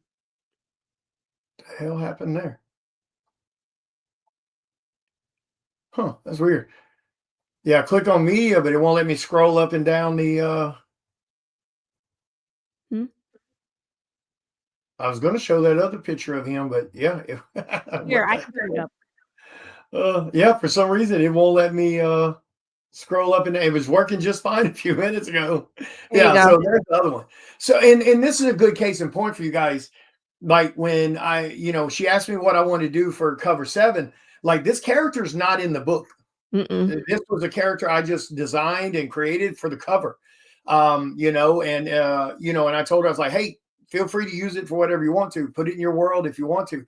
But she was like, what do you want to do? Because I was already doing a cover for 7 and a reissue launch for issue number 1. And I was like, well, I just want to do this kind of, classic Western type cover with this, this deteriorated cowboy, and just give it a real like creepy, look and design to it. And she was like, okay, that works, and then on the issue number 1, I was like, well, what do you want to do about the relaunch? She was like, she was like, well, what do you think? And I was like, well, let's just do Big James. He's a fan favorite. I think it'd be a great cover for issue number 1 if you want to throw that cover up so people can see that one. So like her giving me that freedom, to do all that. And then like even on issue number 8, she was like, well, I definitely want a burlesque a burlesque dancer because they're doing this Vegas thing. I was like, okay, well, let's do that. But I don't want to do just the zombie deteriorated look. I want to give it, a bit of sexy to it, like the burlesque dancer would be. And then she let me roll with that. So, and every once in a while I do get creators, they've got this checklist, of what they want that cover to look like. And I've gotten personally where I just tell them no. I was like, give me the character, whoever it is, give me some basic guidelines of what you're looking for, and I'll create you something badass for that. But I just can't do the hand holding anymore. So like there's the relaunch of number 1. And I think the cover came out great. He's gorgeous. Dave Kemp did a great job on the colors. It's simple, it's to the point, it's clean. And like I said, it's a fan favorite. So I thought that was a great one to do. Yeah. So I appreciate you letting me have the freedom to kind of do that. Because sometimes some people do get a little hand-holdy. Yeah. And I mean, like Matt Chambers and he's in the chat, have talked about this before. It's like I strive to have an environment where we all have fun. You know what I mean? We still want to be professional in what we do, but I'm not going to harp on you until I annoy the crap out of you. No one will want to work with you. You know what I mean? And so we have fun together. I give freedom of expression. If there's something that we need to change, I'll ask you, but it's like, for the most part, we're having fun. Yeah. And I want you to express yourself and have fun and have a good time and be excited about Path. Otherwise, what's the point of all this? Now, on the flip side of that, though, when we do, this is a business at the end of the day. It is We a are business. running a business. We spend thousands of dollars to create these books before they ever go to Kickstarter. So people do have to keep in mind, if you're a colorist or you're an artist and whatever, and you're being hired to work on a project, you do have to be understanding that sometimes there are tweaks we will need you to make. Yeah. And you need to make them the best you can. Don't be confrontational. Don't be argumentative, because at the end of the day, it is our projects, and we have to put the best foot forward with designs and art that will net us the possibility of making our money back. So don't get mad if you're asked to, change something or tweak something. Make sure you're promoting the projects when they're live. That's super important too, that I think a lot of artists drop the ball on. I'll be blunt about it. But be willing to take a little bit of that that critique when we need things changed. But yeah, for the most part, like for me, anybody that's worked for me on covers, the little tweaks and changes I might ask for on a cover are usually really small, if any at all, because I'm trusting you to do your job. And I brought you on the project because I liked your artwork. So, Laurie does great with her freedom. I have to give her a lot of credit on that. So because Path of the Pale Rider is going for like 30 issues or something. We'll see. I mean, we're going to finish up 12. Okay. So the goal, baby steps, because it's a long time. Yeah, right? It's a long ass time. Long time. And so right now I'm producing 2 issues a year. And then on the years where the trade paperback comes out, it's 3. So those 3 Kickstarters a year. It's a lot of work just to do that. Right. And so for me to do 1 through 12, that's 6 years of my life. Now, how do I explain how many issues Path is? Path, if it was a Netflix series, there is season 1 is 12 episodes, right? And then I have written 3 seasons. Okay. So technically, it is 36 issues. Gotcha. To get all the way through it. However, once we get through 12, and so we'll have 3 trade paperbacks and we will have an omnibus, so it'll all be in a big collection. I want to look and see, do we continue to release it as 12? Are the Kickstarters at a point where we can do, instead of 12 issues, do we cut it down to 6, 48-page issues? And so the material just comes out a little bit quicker because, we can do that if the Kickstarter will help us do that. You know what I mean? Like, obviously I have to Kickstarter the funds in order to pay these guys what they're worth, because they're 100% worth it. And if I won the lotto, we would just make Path all the time. Right. I've also thought about going into novels. So I'm not going to leave comics. I'm not going to not produce Path as a comic book, but I could also do novels. So what I'm thinking is, for the next 2 arcs, if I do novels, I might be able to release the story a little bit quicker. And then that could garner more interest into going back and producing it as a graphic novel. So again, I love the method of producing issue 1 and then going straight into the graphic novel. But graphic novel Kickstarters are huge dollars. And so again, it just all depends. We got 4 more issues before we get to 12. We'll see what happens. I can only say for sure that we are going to get through 12, and we're going to have that trade, and we're going to have that omnibus, and then we'll look at it and see what the next best decision is. Right. Yeah. Because even when you think about just trade paperbacks, when you see those in a store, they're still $20 a pop in the store. So that's the reason you don't see a whole lot of people doing trade paperbacks or a whole lot of people doing omnibus. Now it's a whole different damn ballgame. Because an indie comic, just for the printing parts on a regular 24-page book, it costs almost $5 a piece to print. So now you're talking about an omnibus that's that damn thick. So don't be shocked when you see an omnibus launch on a Kickstarter and it's a $30 or $40 book. Yeah, easy. You know, a $70-$80 hardback. Hmm. That's the norm. And that's why most people don't do them, because they're hard as hell to fund. Right. Because they are hard to find. But again, it's like we'll see. I like to make plans, loose plans, Yeah, and short-term and long-term goals.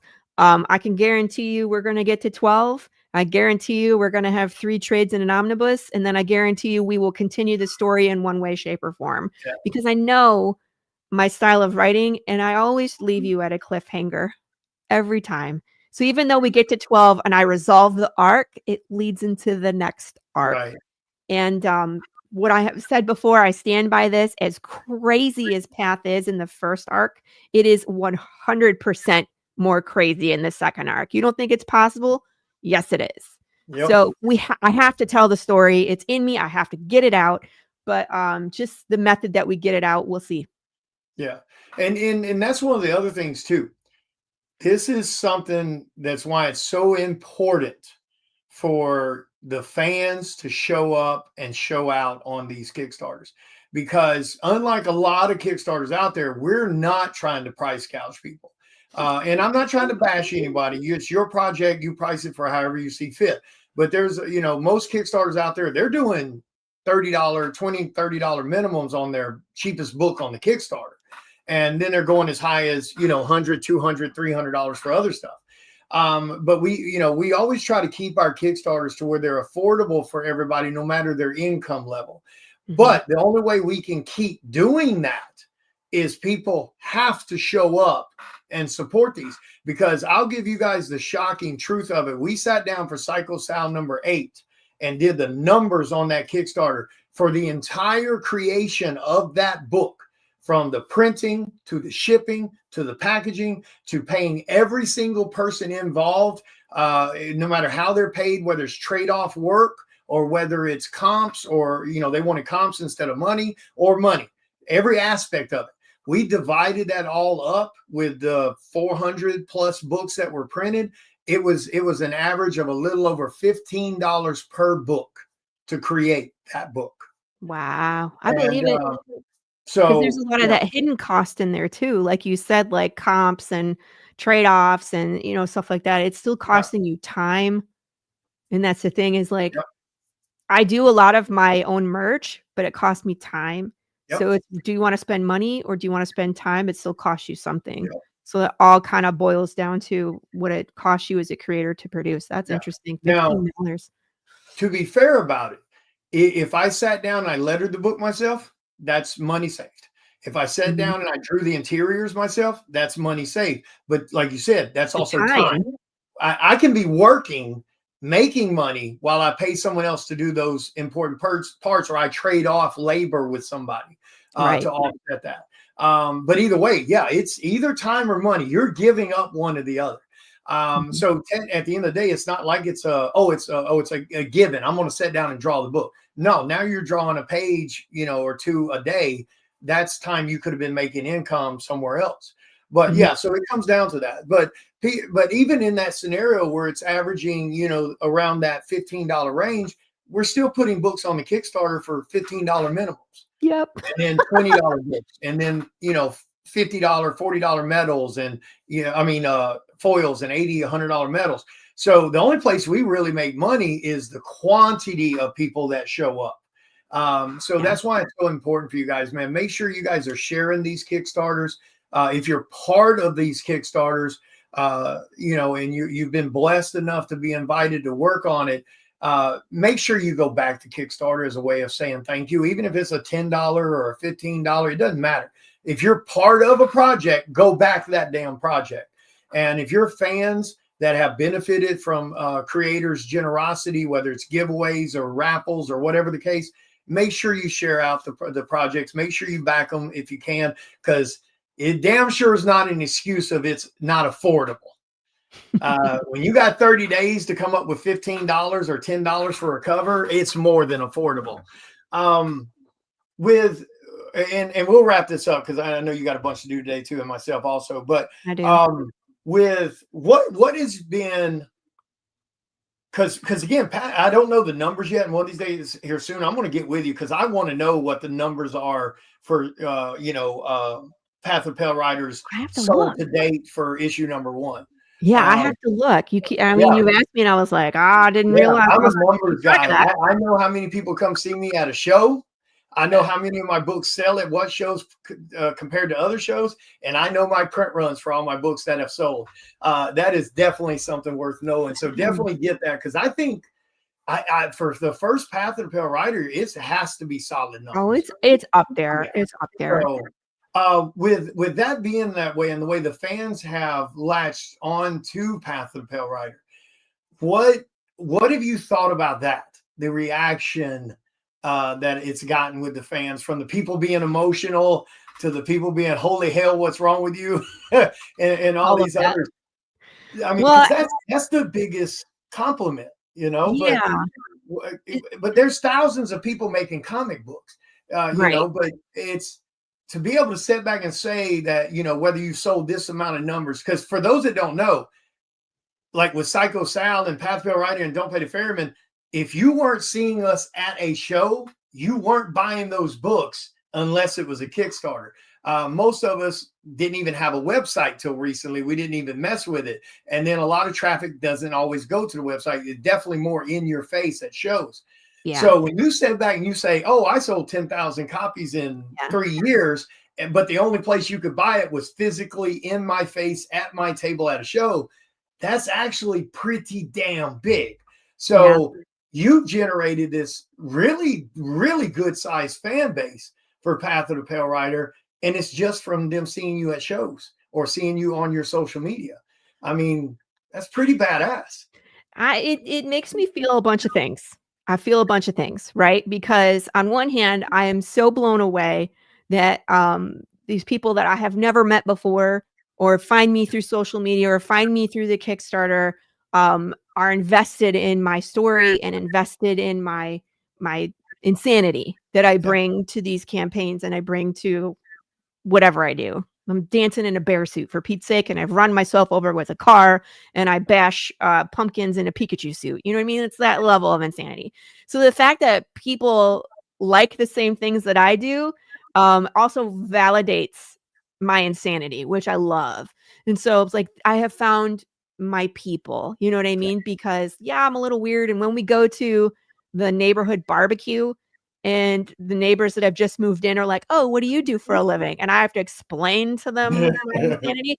A lot of times there's one of two things. One, you are insane. Don't talk to this person. Or two, wow, she's a badass, and can we be friends? And so when you find your people, that's so validating.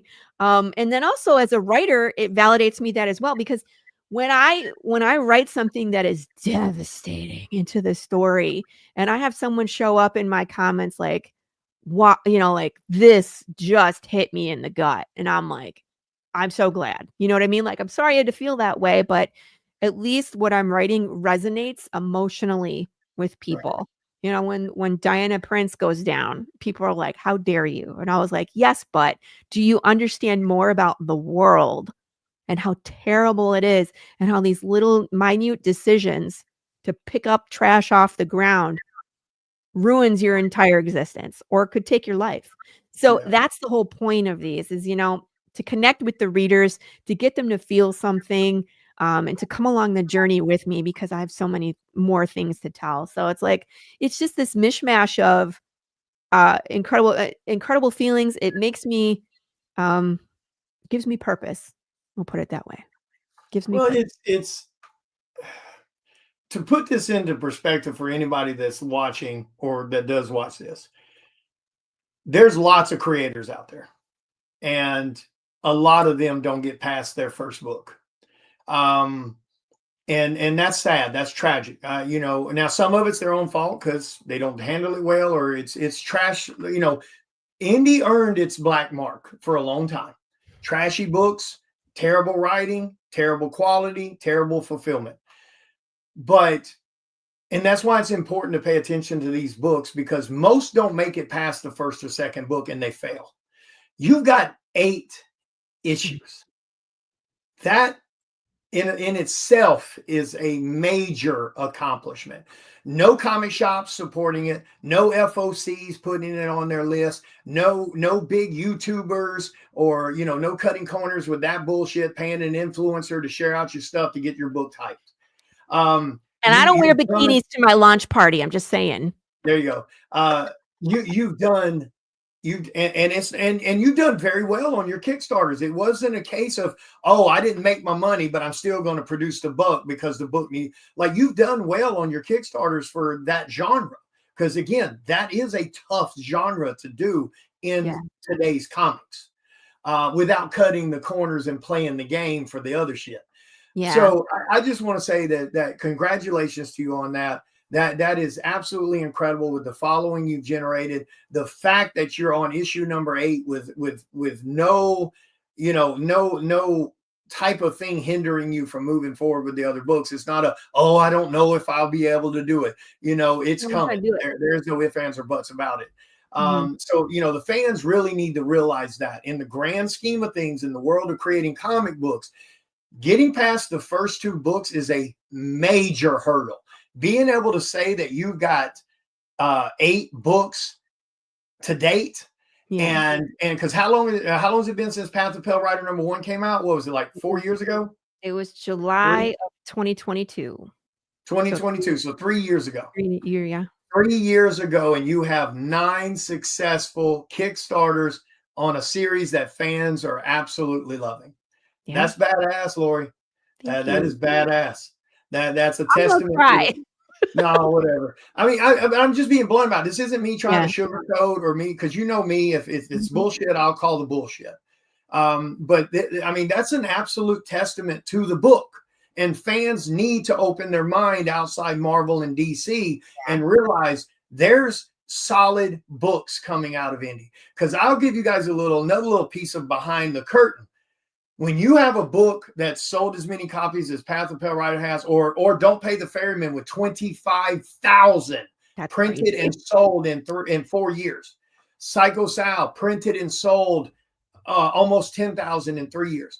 And the only place you could buy those books were at our tables at shows. When you compare the numbers versus that exposure versus some comic book in Marvel or DC that's in the FOC that every comic shop is ordering because it's in the FOC, we've actually done more numbers per person because of where it's sold than what they actually did.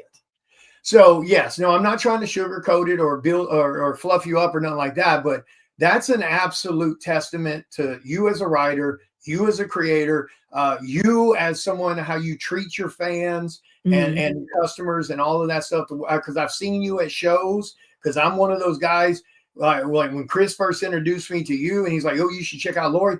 I spent the first hour of that show when he told me about you, watching you at your table. Oh my God, I was brand new. Well, how you interacted with the people that came up to your table, the way you spoke to them, things like that. I do it with every single person I've ever worked with. And I'm not saying I'm anybody. It's just, if you treat who you're going to work with a certain way, I know I can trust you to a degree. You know what I mean? So, yeah. So you should definitely be patting yourself on the back, because 8 successful issues of an indie comic, especially one that is a smaller niche marker with the whole Western thing, that's a huge accomplishment. So thank you to all the fans that have supported her. Ignorance is bliss, because when I first started Path, I wasn't in the indie community and didn't know what I was doing was so nuts. You know what I mean?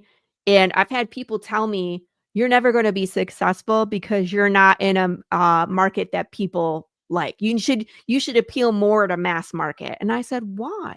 I was like, I don't want to have my book be like everybody else's. I'm like, this is what I like to read. And I'm sure someone else likes the same things that I do. So why don't we have something new and different? Why would I want to be like everybody else? And so, I don't know, I'm too stubborn to quit. Yeah, I'm the same way, because I when I launched Psycho Sal, I kind of built my brand for like 3 years or so. I'd done a shit ton of covers for other companies and stuff like that, other indie creators by then. And same thing. I had so many people you know, that, and when I told them what I was about to do, they were like, "Oh shit, dude!" And like, "You're gonna lose your ass. Don't do it. Just make a superhero. You know, this, that, or the other."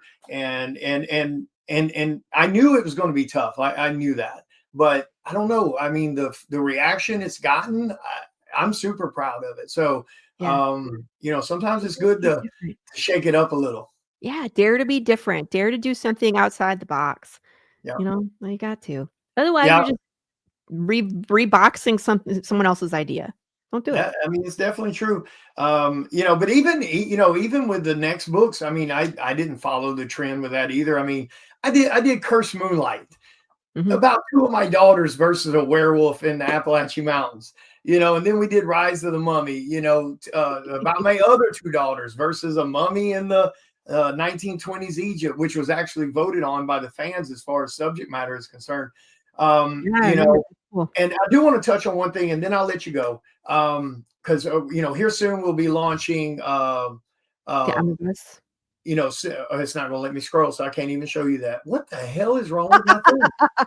It won't let me scroll up and down the damn thing. All right, anyway, but we'll be launching, you know, Veil of the Damned, Sentinel Veil of the Damned soon, a three-parter book written by me. And that one deals with PTSD and depression that happens in our military with veterans and stuff like that. But the big one that everybody is just insanely anxious for, and I am too, which is Cycle of the Blood Moon. Yeah. So we'll be sitting down. You and I have got to sit down and talk about the first couple issues of that here soon, so I can go over my notes and everything with you. For those that don't know, Laurie is going to be fully writing Cycle of the Blood Moon for my next IP. For lack of a better description, that is pretty much Lord of the Rings meets Supernaturals. It is a fantasy kind of comic that deals with vampires and werewolves and demons and angels and lycans and witches, the whole nine yards. So that one I think is going to do insanely well because it is one of those books that fits the broader market. What do you think about the whole? Because you've heard some of it, and sadly I can't show you guys any of the preliminary pictures because the media assets won't let me scroll up and down the damn thing for some reason.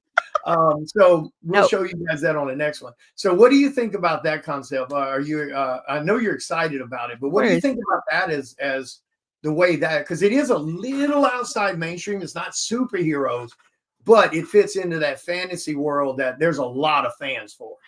I don't know if anybody has heard me say this, and I apologize. Please don't come for me. I don't like superheroes. I don't. I've never read superhero stuff. It's not really in my wheelhouse. Give me the fantasy. I love a good long run of fantasy and dark and throw in some super. That's where I live, right? I've read all the Tolkien. I've read all the dark stuff. Give me the George R.R. Martins. We're gonna kill off characters. I'm excited. Yeah. And so I'm ready to pick your brain and go running off into that world. We're going to be jumping on that real soon. Now, so let me ask you this. What do you think about it being set in a period piece, though? Because, you know, this story takes place, well, it kind of bounces all over because it takes place in the early 1800s. But you're going to see these flashbacks to 200 years prior to that. You're even going to see these flashbacks where you see Lucifer and Michael, you know, in heaven on the when he's cast out of heaven, the battle that takes place there. What do you think about that? That'll be fun to research. Style writing. I love it because it's like it just means that I can research and really play. Because see, Katie, you're with me. I knew. You didn't have to tell me that. I already knew that about you. And I'm glad you validate me too, because it's like superheroes, meh. There's so many. To me, there's so much other good stuff out there. But you know me, William, I love to research and have things be time period specific. Like when we were in Psycho Sal, that's in the 80s. And so when we were looking at, and it's set in New Orleans. So I'm looking at maps of New Orleans to talk about roads and intersections and, you know, where some of these warehouses and stuff in the woods. So I love the research part of it. to be an author me as too. well. And so I'm looking forward to the whole thing. I love diving into a new world and walking around and exploring it. And that was great with Psycho Sal. I was sad when we got to the end, not because, anyone it's just that it's like this experience is now closed. So yeah, it'll open a new door, but it's like saying, I don't know, how do you say it? It's like watching your kid grow up, Yeah, you know, yeah, it where it's really is. like, oh, remember when, and then this. Yep. And we have these fond memories. So it's like, Yeah, all when right, time to open a new door and walk through it and jump into this new world. So I'm yeah. excited. I'm excited Yeah, for I it all. am too. I'm super excited about that. And I agree with you. I love the period piece stuff. Because for those that don't know, if you've ever read Psycho Sal, there's a page, splash page in the book at the beginning that's a credits page. Mhm. Well, it has the New Orleans skyline. That Mhm. is actually the New Orleans skyline from 1986. So the police uniforms in that are the uniforms from 1986. Yeah. The scenery, the street views, everything in that book is actually drawn from period pieces from 86. So yeah, I'm super excited about this next one. But yeah, guys, throw your thing up again real quick, your Kickstarter thing here. Guys, if you haven't had a chance to back Path of the Pale Rider #8, please make sure you go over there and do so. Supporting indie comics is so insanely needed.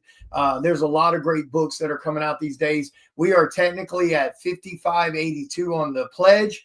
Like I mentioned a little while ago, if you guys will get this to over 6,000 before midnight tonight, midnight central, we'll take every single person that has physically backed this from this point, and when the Kickstarter ends and everything's collected, I'll take all the names of those people from this day prior, and I will put your names in a raffle, and you will win a head sketch commission from me of any character of your choosing, full color, $200 value.